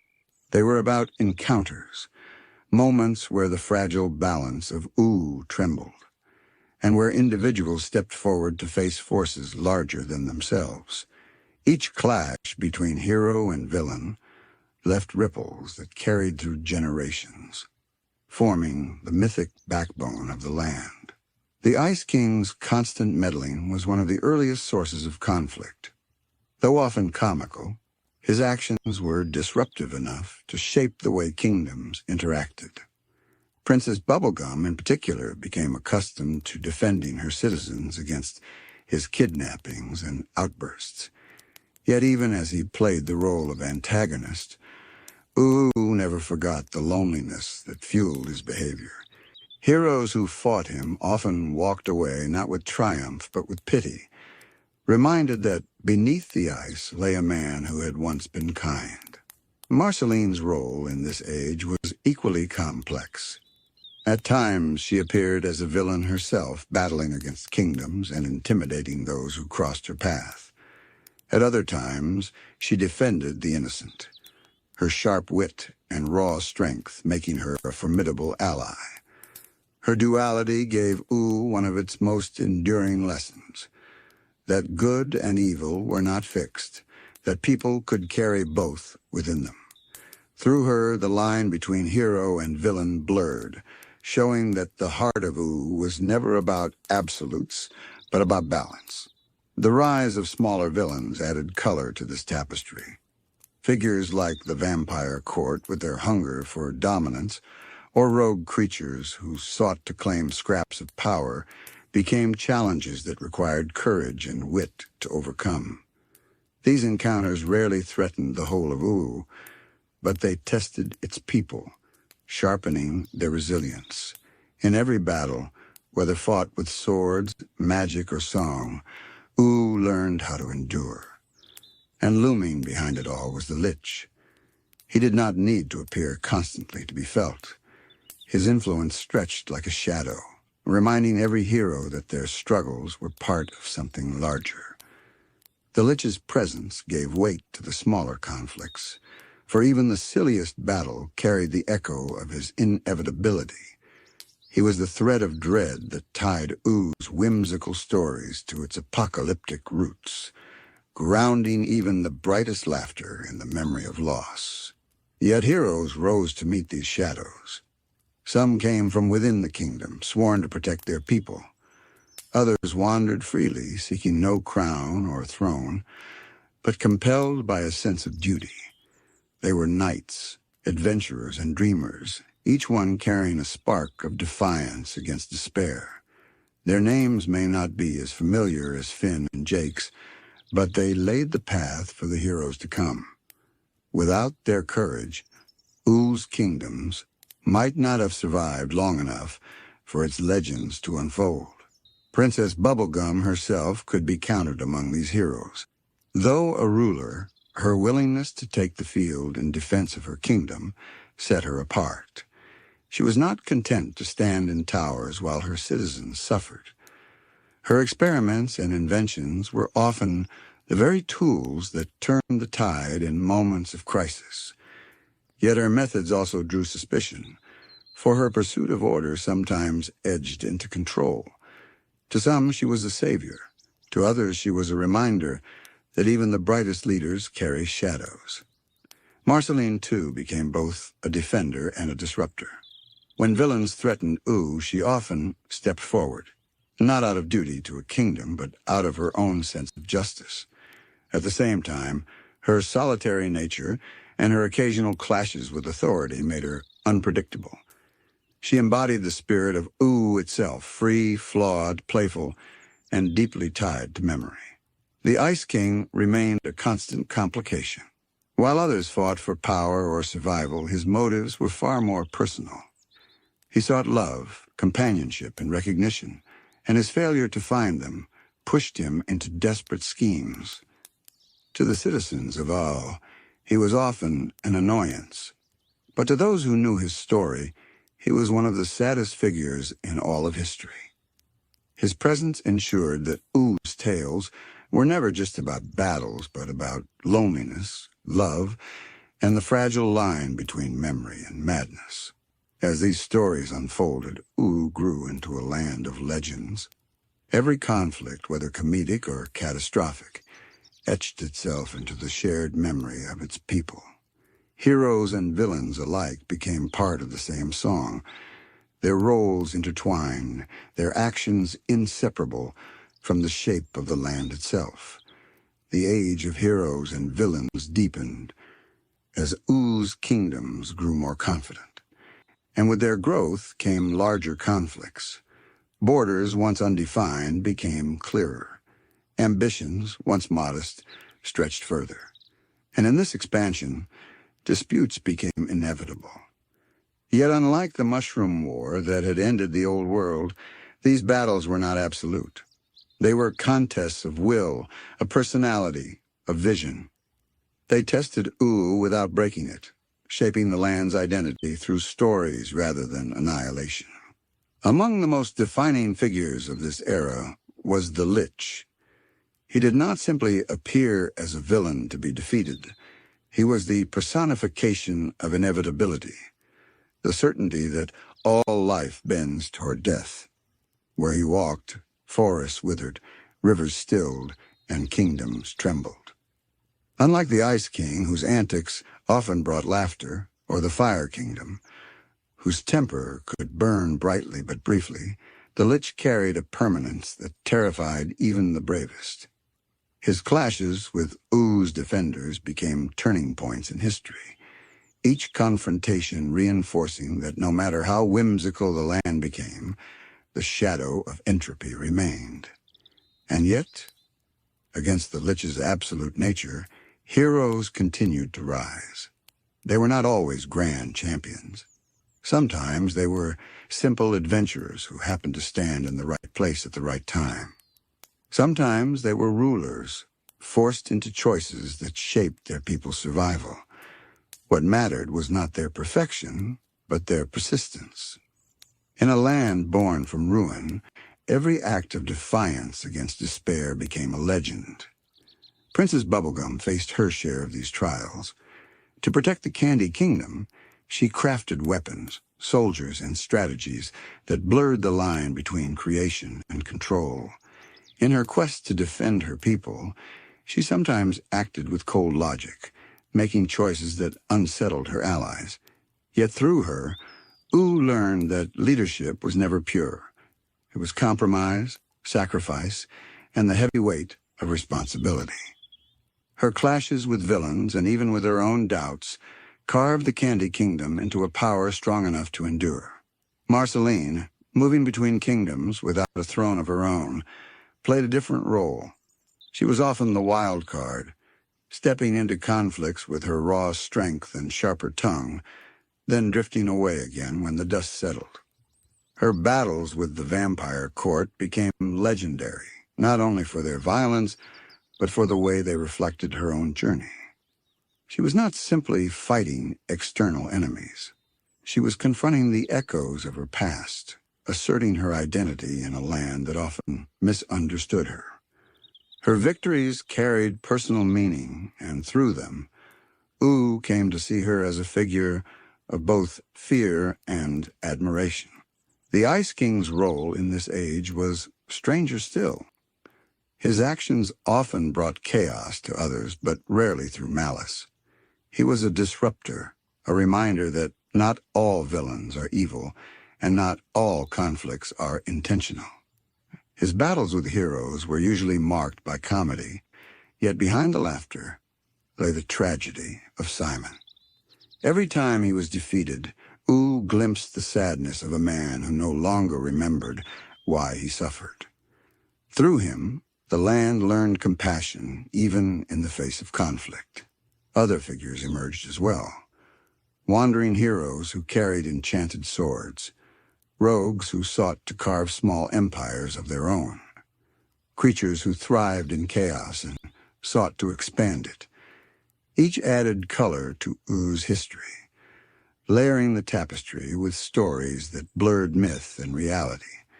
Some faded into obscurity, their deeds half forgotten. Others lingered in songs and legends, shaping how later generations would view the very idea of heroism. Through all of this, the land itself became a participant in the story. Forests whispered with enchantments. Mountains held ruins that stirred with restless memories. Rivers glimmered with strange energies that could heal or harm. U was not merely the backdrop for these heroes and villains.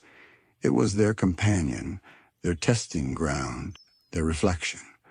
Every clash, every song, every victory left marks on the land, carving it into the world that Finn and Jake would one day inherit. The age of heroes and villains was not tidy. It was messy, unpredictable, and filled with contradictions. Yet it was also the age that gave U its identity. Out of its chaos came lessons about love, loneliness, courage, and despair. And though Finn and Jake had not yet arrived, the world was already being prepared for them. The stage was set. The villains were stirring. The heroes were weary but unyielding. The spiral of history continued its turning, carrying U toward the era where the greatest adventures would begin. The age of heroes and villains unfolded like a series of parables, each encounter carrying meaning that extended beyond the moment. These stories were told not only through battle, but through relationships, choices, and the quiet consequences that followed. U was still young, and in its youth, it needed figures who could test its balance, challenge its kingdoms, and remind its people of the fragile threads holding everything together. One of the most enduring lessons of this age came through the contrast between its villains. The Ice King, for all his erratic behavior, showed that loneliness can twist even the kindest heart. He was a reminder that villainy can emerge not from hatred, but from heartbreak, not from cruelty, but from longing. The Lich, by contrast, was absolute in his purpose. He did not desire companionship or power. He sought only the end. Through him, U faced the certainty that destruction is part of existence, that entropy is a force as real as fire or ice. Together, these two villains embodied the spectrum of fear, the personal sorrow of loss, and the cosmic certainty of decay. The heroes who stood against them were shaped by these lessons. Bubblegum grew sharper, more pragmatic, her leadership forged in the crucible of constant threats. She learned that compassion could not always shield her people, that sometimes strategy demanded choices that weighed heavily on her heart. Marceline, drifting between solitude and connection, found in her battles against vampires and old foes a deeper sense of identity. She was not simply a survivor of the Mushroom War's aftermath. She was a protector of Ooh, even if she never wore the crown of a kingdom.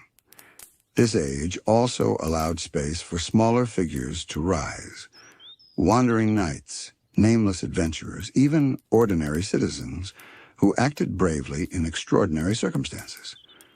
They may not have left the same mark as Bubblegum, Marceline, or the Ice King, but their stories contributed to the fabric of Ooh.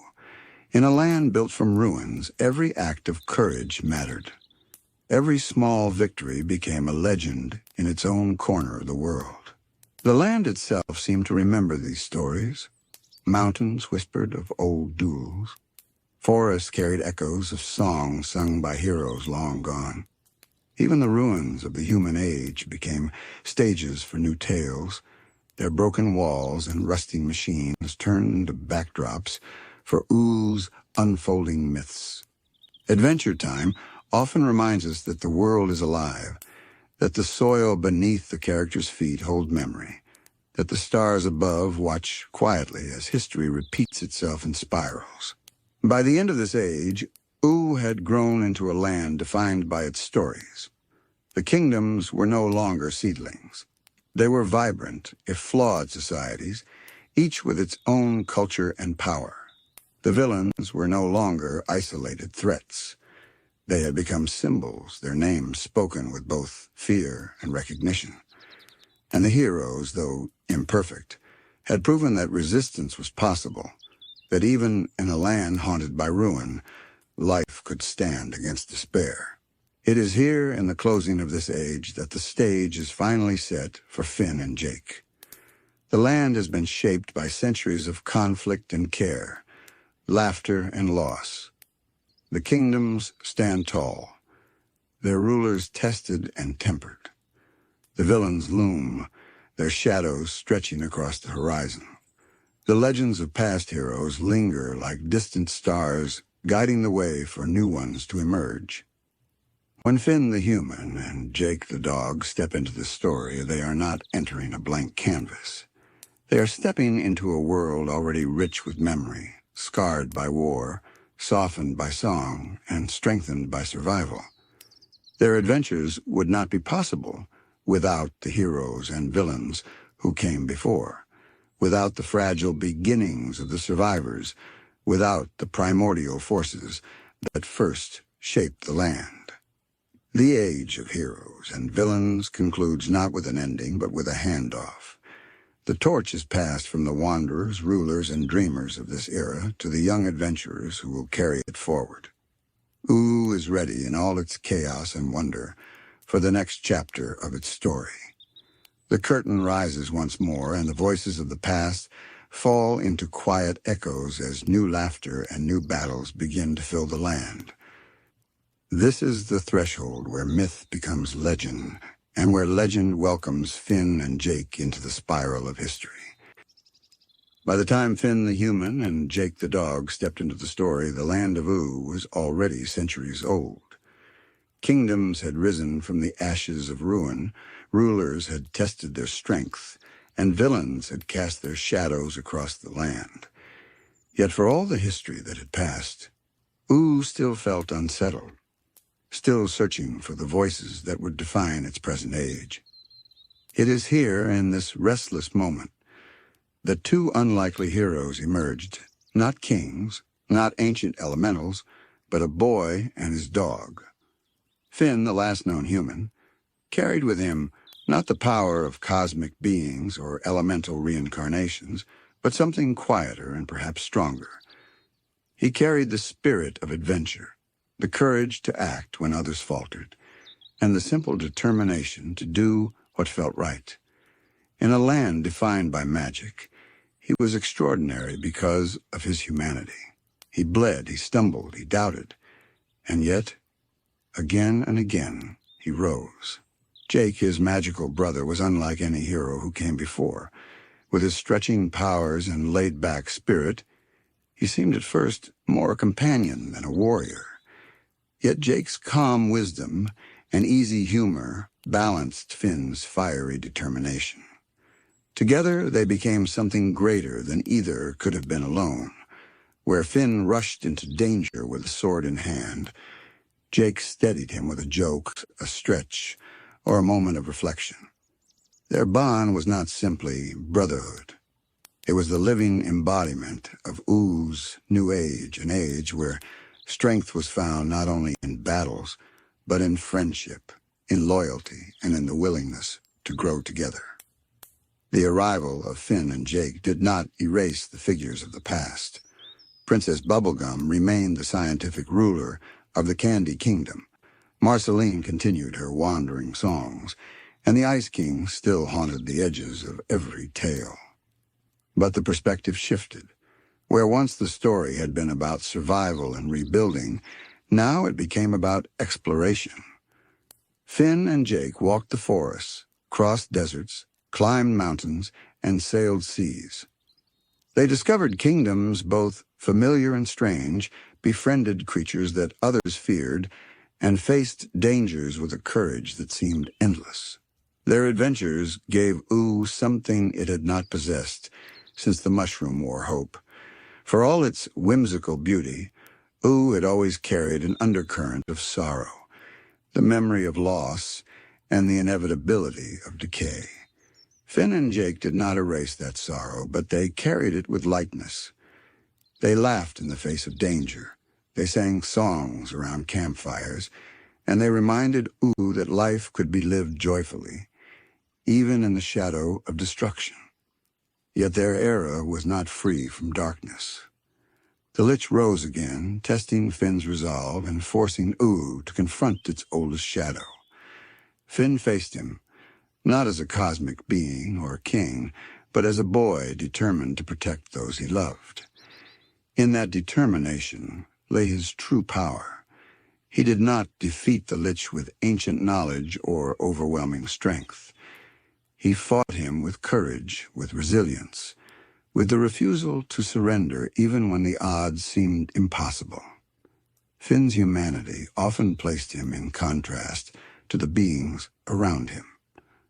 Princess Bubblegum's scientific logic, Marceline's immortal perspective, and Ice King's fractured madness all revealed how different he truly was. Yet it was precisely his difference that made him Oo's hero. He reminded its people, its rulers, and even its villains of something they had forgotten, that life is worth fighting for, not because it is perfect, but because it is fragile and fleeting. Jake's influence in these years was equally profound. While Finn embodied the drive to act, Jake embodied the wisdom to pause. His humor lightened the heaviest moments. His loyalty grounded the wildest adventures, and his perspective often revealed truths that others overlooked.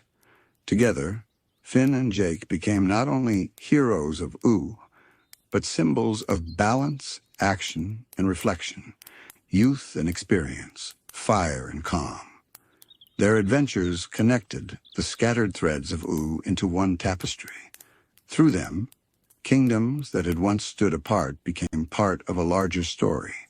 Through them, villains who had once seemed insurmountable were faced and often softened. Through them, the laughter of Oo grew louder, its people braver, its legends brighter. The story of Finn and Jake cannot be told only through their battles or their journeys across the wilds of Oo. It must also be told through the bonds they built with those around them, bonds that revealed the heart of who they were and gave meaning to their adventures. Princess Bubblegum was one of the earliest and most enduring figures in their lives. To Finn, she was more than a ruler. She was an inspiration, a friend, and for a time, a love.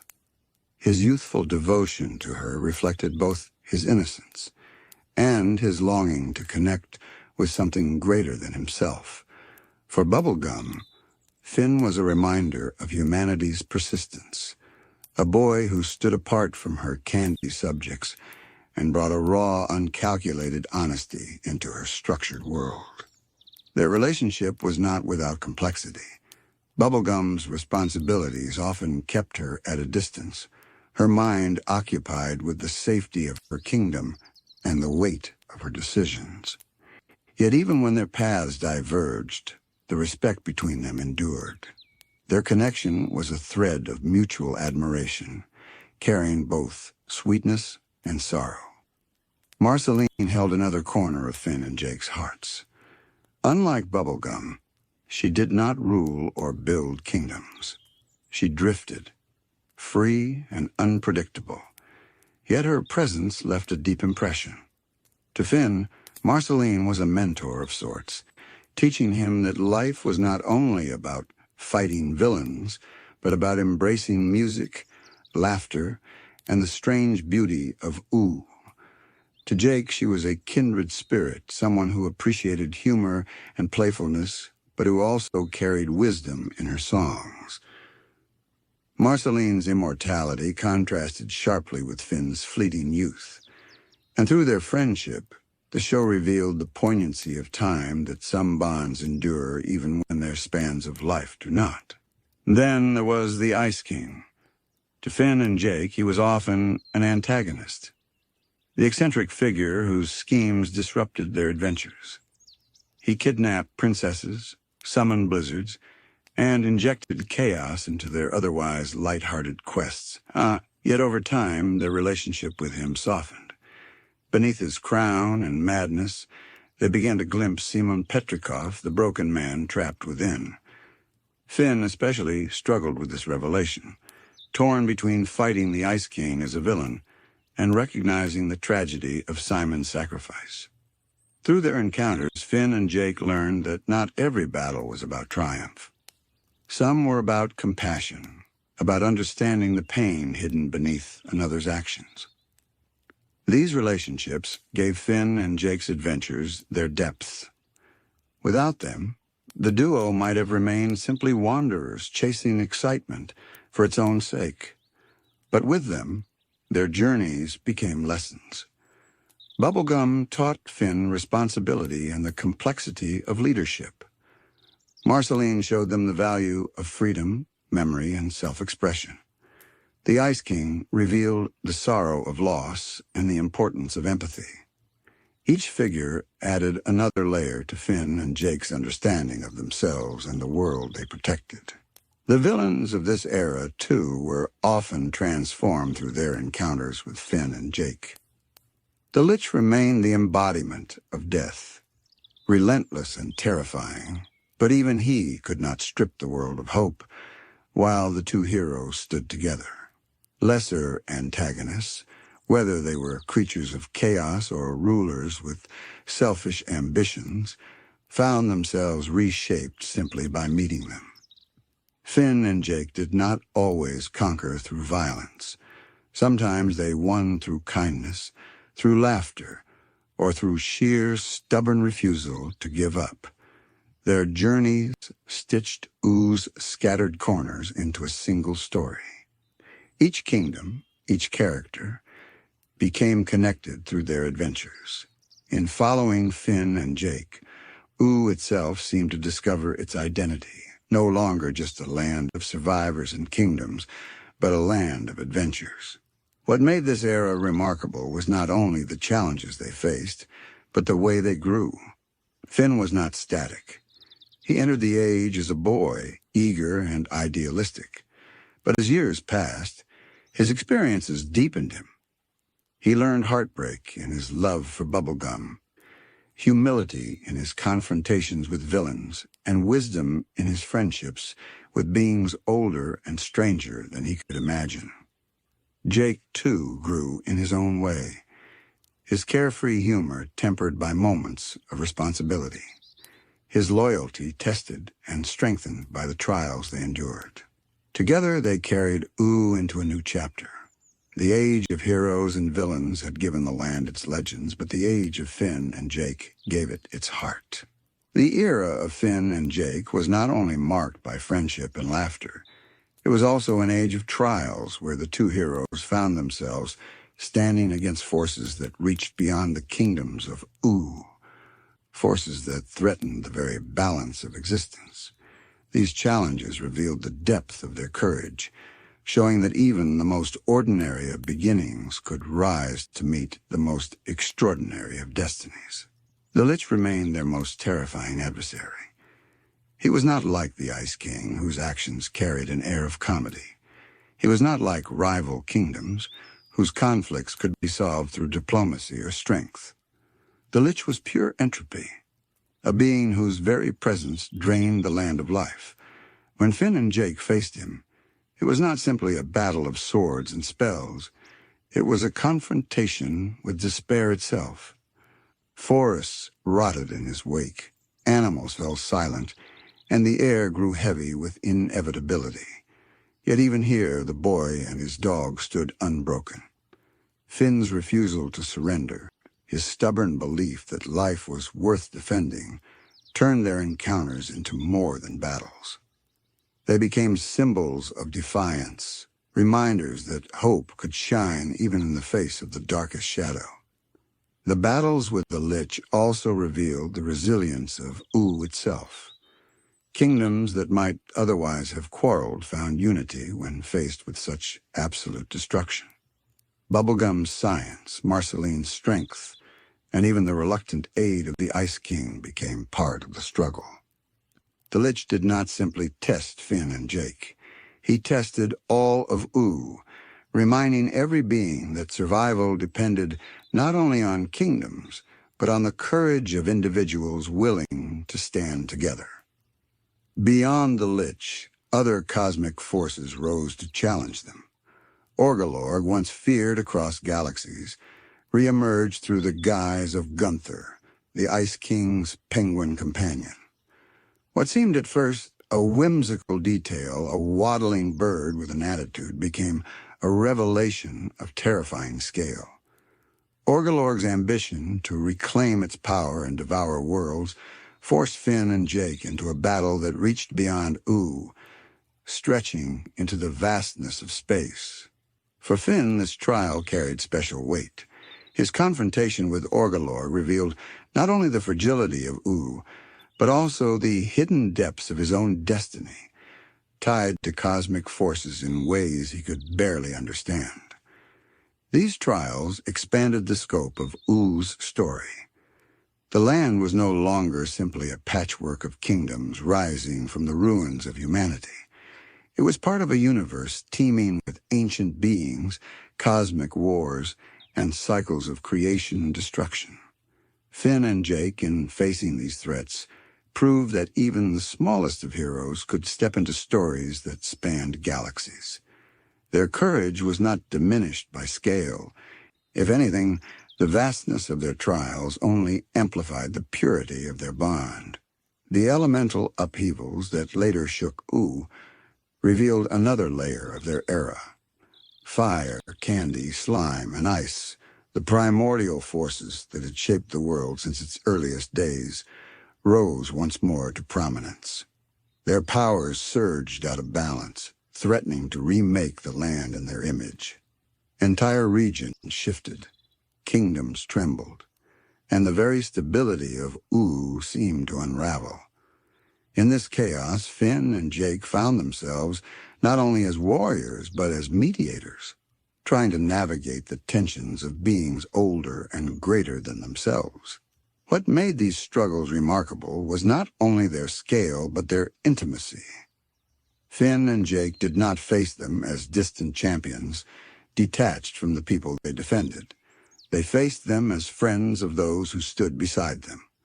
Bubblegum's scientific precision, Marceline's immortal strength, even the Ice King's unpredictable aid all became part of these battles. The trials tested not only Finn and Jake's courage, but the bonds they had formed. Victory did not come from power alone.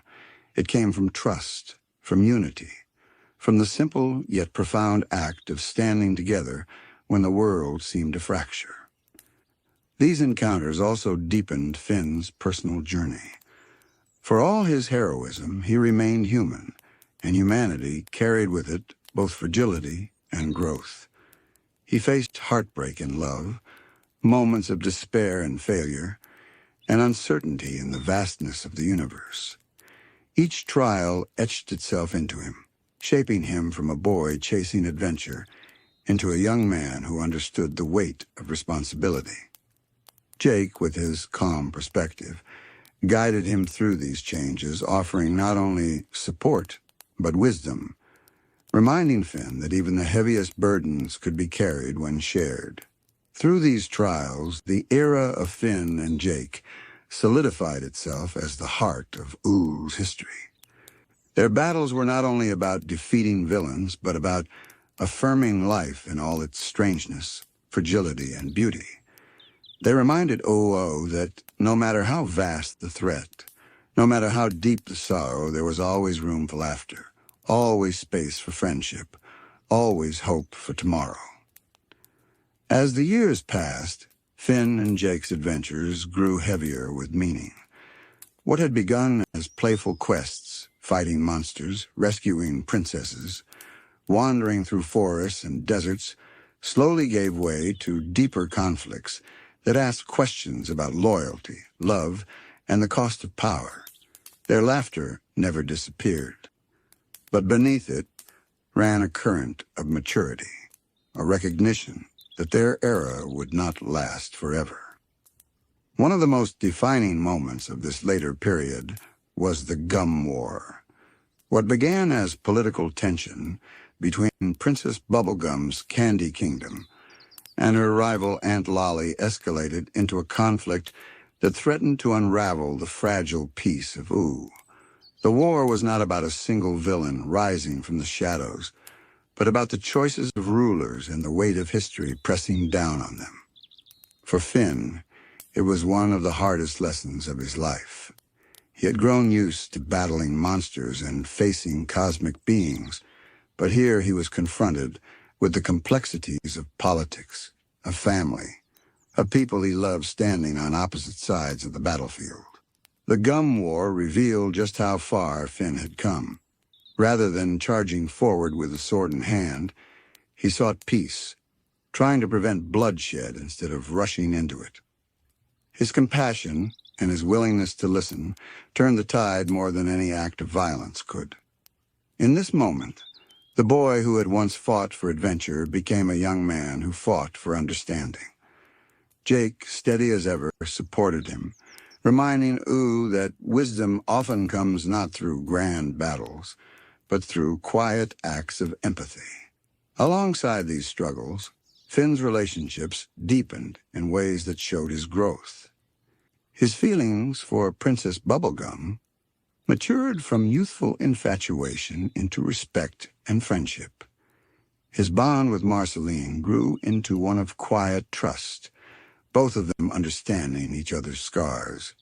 Even his encounters with the Ice King shifted, his compassion for Simon's tragedy softening what might once have been anger.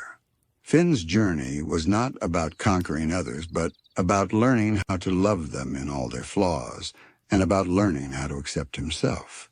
Jake, too, found new layers of meaning in this era. His easy humor and laid-back spirit remained, but as he grew older, his reflections on family and responsibility deepened. His love for Lady Rainicorn and their children grounded him, showing that even heroes could build ordinary joys in the midst of chaos. His bond with Finn, though tested at times, remained unbreakable, the foundation upon which every adventure rested. Together they showed Oo that the greatest magic was not found in crowns, weapons, or spells, but in the loyalty of two souls who chose to walk through life side by side.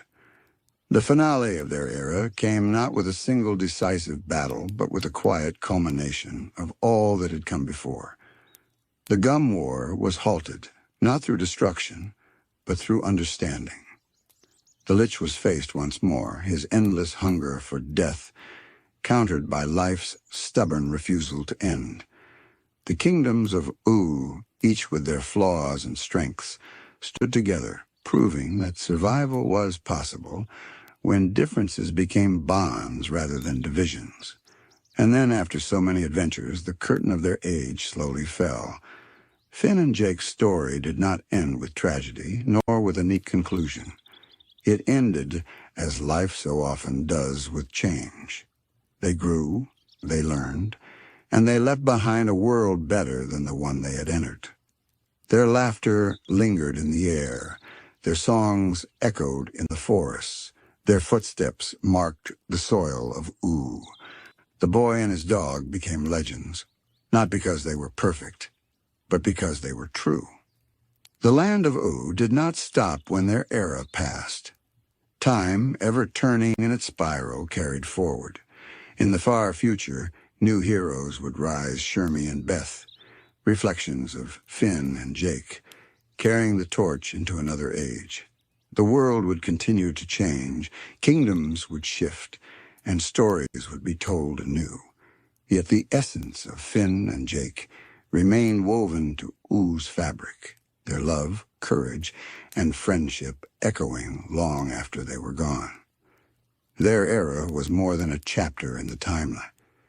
It was the heartbeat of Adventure Time itself. From playful beginnings to cosmic confrontations, from heartbreak to hope, Finn and Jake reminded Oo and us that life, in all its strangeness, is worth embracing. They showed that even in a land born from apocalypse, joy could thrive, and that even in the face of death, love could endure. And so the era of Finn and Jake closes not as an ending, but as a lullaby. The laughter of two friends drifting softly into memory, carrying Oo into its next age with warmth, courage, and the quiet promise that every adventure, no matter how small, matters. Every story reaches a point where endings begin to take shape, where the laughter of adventures quiets into reflection, and where the cycles of history turn once more. For the land of Oo, the era of Finn and Jake was not the end, but it was the threshold. Beyond their footsteps lay a world ready to change again, ready to move forward while still carrying their echoes. The Gum War marked this shift. What could have become devastation was resolved through understanding, a reminder that not all battles must end in ruin. In this way, Oo matured, its kingdoms, learning that survival did not always mean conquest. Yet beneath the relief of peace lingered the question of what would come next. Heroes had faced their trials, villains had been softened or defeated, and the land itself seemed to breathe more easily. The end of one chapter opened the page to another. The final episodes of Finn and Jake's time offered a vision of endings not as final blows, but as transformations. Relationships that had been strained for centuries, like the one between Princess Bubblegum and Marceline, found resolution and love and acceptance. The Ice King, once a figure of ridicule, revealed more of Simon Petrikov's tragedy, reminding Oo of the human heart still buried beneath the crown's madness. Even the Lich, that great embodiment of death, was reduced not by destruction, but by life's quiet persistence, transformed into something smaller, less threatening, a shadow of what he once was. These were not victories of dominance. They were victories of balance, of cycles completing themselves in unexpected ways. For Finn, the ending of his era was not about claiming a throne or seizing power. It was about growth. He entered Oo's story as a boy with a sword and a simple sense of justice. He left it as a young man who understood love, loss, and the complexity of the world he had defended. His adventures had taught him not only how to fight, but how to forgive, how to listen, and how to let go. In this way, Finn's ending was gentle. It was not the slam of a closing door, but the quiet turning of a page, preparing him for a life beyond the battles. Jake's ending, too, was soft and enduring. His loyalty never wavered, his humor never fully dimmed. Yet as time passed, his role shifted from adventurer to guide, from reckless companion to a source of wisdom. His family, his bond with Lady Rainicorn and their children, carried him into a future where adventure and ordinary joy coexisted. Jake's story reminded Oo that even the greatest heroes can find peace in simple love, and that sometimes the most heroic act is choosing to live quietly. The finale of Adventure Time does not end with fireworks or with the fall of kingdoms. It ends with music. A song sung not only for the characters, but for the land itself, weaving together laughter, sorrow, and hope into one final melody. It reminds us that Oo's story was never just about battles or villains. It was about life in all its strangeness, fragility, and beauty. And beyond Finn and Jake, the story carries on. The flash of the distant future reveals Shermie and Beth, two new adventurers wandering the lands of Oo long after the boy and his dog have passed into legend. They mirror Finn and Jake in their companionship, in their playful courage, in their curiosity about the world around them. Through them, the story suggests that Oo's cycle of heroes will never truly end. Every age will bring its own champions. Every spiral will carry forward the echoes of the last. In this way, Adventure Time closes not with finality, but with continuity. The spiral of history continues. Endings are also beginnings. And the land of Oo, forever strange, forever alive, carries onward into cycles yet untold. The closing years of Finn and Jake's story remind us that time in Oo is not a straight line. It bends, folds, and loops back on itself like a spiral, carrying echoes of the past into the present, and sending whispers of the present into the future. Every age seems to remember the one before, not in perfect clarity, but in fragments. A crown passed down, a song hummed by a campfire, a ruin that becomes the foundation for something new. In this way, Oo is always both ancient and young. The glimpse of Shermie and Beth in the distant future speaks to this continuity. They are not Finn and Jake, but they carry the same spark of companionship and adventure. Their world is different. The land has shifted again, kingdoms have transformed, and history has layered itself many times over. Yet the essence of the story remains, a hero and a companion, walking side by side, facing the strangeness of Oo together. It is the cycle reborn, the spiral turning once more. Adventure Time gently reminds us that every ending is only the beginning of another story. The Primordial Age gave way to the Mushroom War. The survivors built kingdoms that grew into legends. The Age of Heroes birthed Finn and Jake. And when their laughter faded, new voices rose to fill the silence. This rhythm is not tragic, it is natural. The beauty of Oo lies in its refusal to remain still. Even loss becomes part of its growth. Even sorrow becomes the soil from which joy can sprout again. We see this most clearly in the way the show treats its villains. The Lich, once unstoppable, is reduced not by destruction, but by transformation. His shadow thinned into something manageable, his terror dissolved into the ordinary.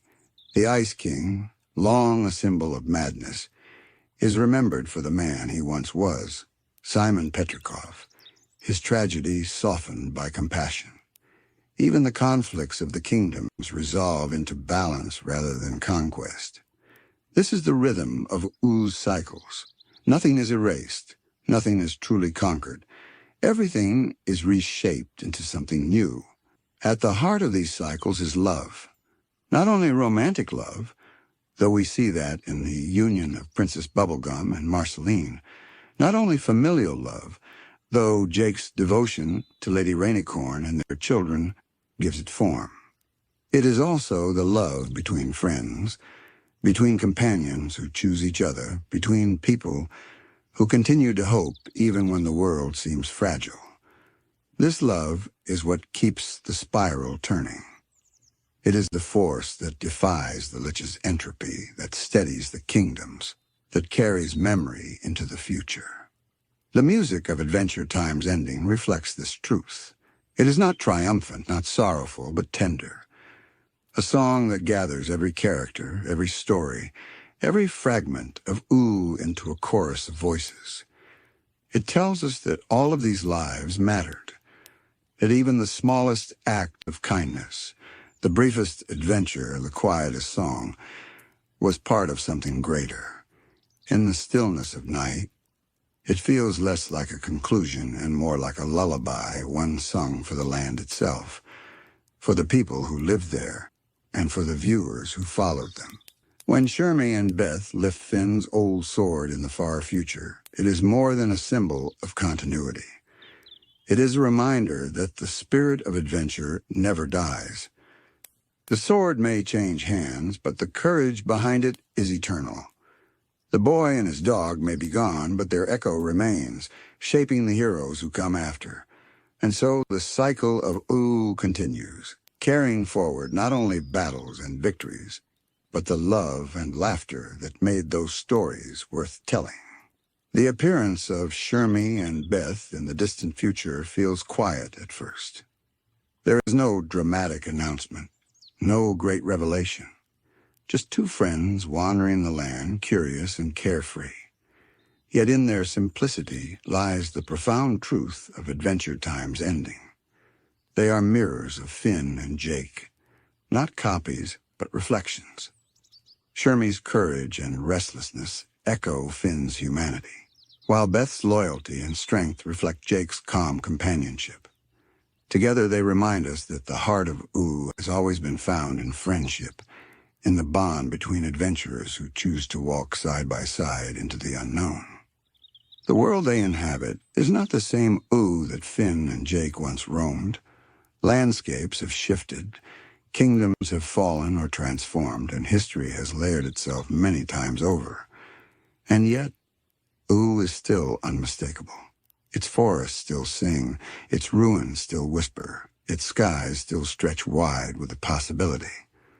This continuity across change is what gives Adventure Time its timeless quality. The land is never static.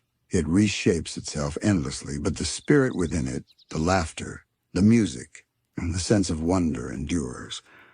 Cosmic forces, too, remain. The elementals, though quieted, still hum in the fabric of existence. The Lich, though diminished, remains a reminder of entropy's persistence. Orgalorg drifts in the memory of stars, waiting for moments of weakness. The cosmic owl still glides through dream, shaping destinies in ways both mysterious and subtle. These beings are not erased by endings. They continue as constants, reminders that the cycles of ooh extend beyond the mortal lives that pass through them. What is striking about Adventure Time is that it never portrays eternity as something cold or distant. Instead, it frames it as playful, almost childlike. Cosmic forces may loom large, but they exist within a universe where songs are sung, where friendships are treasured, where even despair is met with humor. Eternity is not solemn, it is alive. And this is why ooh can endure endless cycles without losing its warmth. Each new age inherits the weight of the past, but reshapes it with joy and strangeness all its own. The sword that Shermie lifts in the finale becomes a perfect symbol of this inheritance. Once Finn's weapon, carried through countless battles and adventures, it is now an artifact of history. To Shermie, it is both a relic and a promise proof that others came before, and an invitation to add his own story to the spiral. Beth's presence by his side ensures that this story will not be walked alone. Just as Finn had Jake, Shermie has Beth. The pattern repeats, not in imitation, but in renewal. This cycle reveals something deeply comforting. No story is ever truly lost in ooh.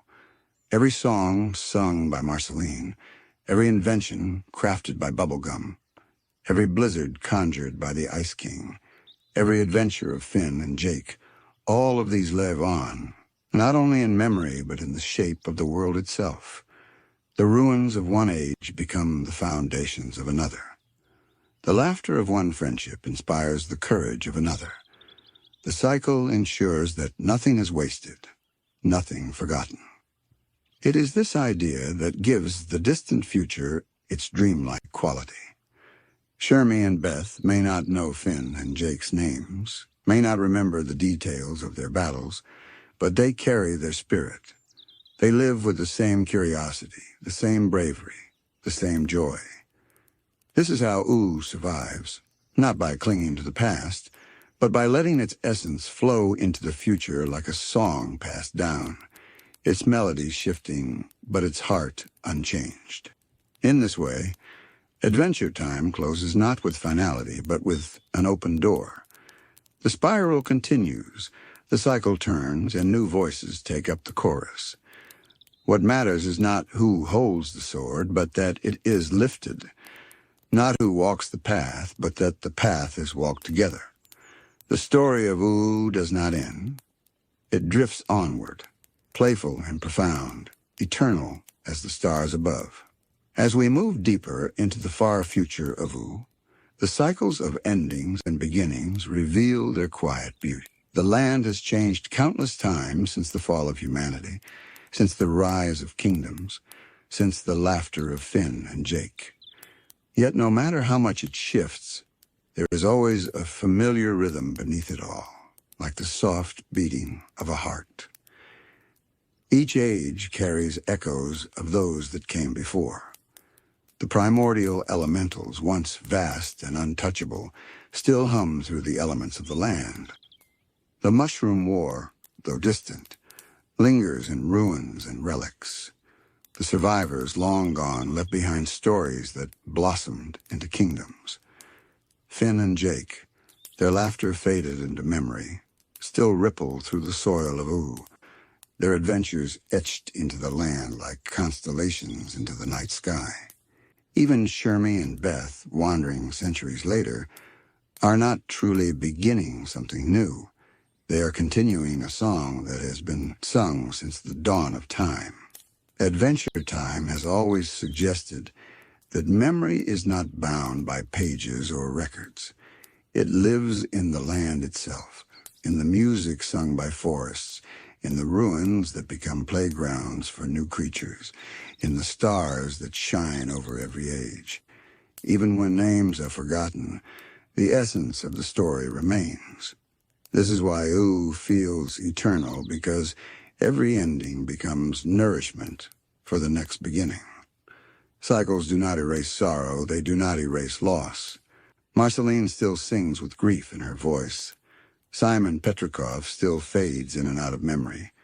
The Lich still lingers as a reminder that death is always near. Yet cycles ensure that sorrow is never the final word. For every loss there is renewal. For every fading light, another is kindled. For every goodbye, a new hello waits quietly beyond the horizon. The distant future is not painted as a utopia, nor as a tragedy. It is simply alive. Strange creatures roam, laughter echoes through valleys, and two friends carry a sword into adventures yet untold. The world continues as it always has, reshaping itself, learning, stumbling, and rising again. And in that endless rhythm lies comfort. Ooh does not need to be permanent to be eternal. Its eternity is found in its cycles, in the way life continues, even when the faces change. This is the final truth of the timeline. Ooh is not a land defined by its apocalypse, nor by its kingdoms, nor even by its greatest heroes. It is a land defined by its persistence. It is a world that began in chaos, survived ruin, and found meaning through love, laughter, and song. It is a place where the end of one story is simply the beginning of another, where even the darkest shadows cannot smother the stubborn glow of hope. For us, following this story from the primordial beginnings to the farthest future, the journey feels like a dream where gods and cosmic forces brush shoulders with candy people and talking dogs, A dream where the apocalypse gave birth to joy, and where sorrow and laughter exist side by side. A dream that reminds us of the truth hidden in every bedtime tale, that life is fragile, fleeting, but endlessly worth telling.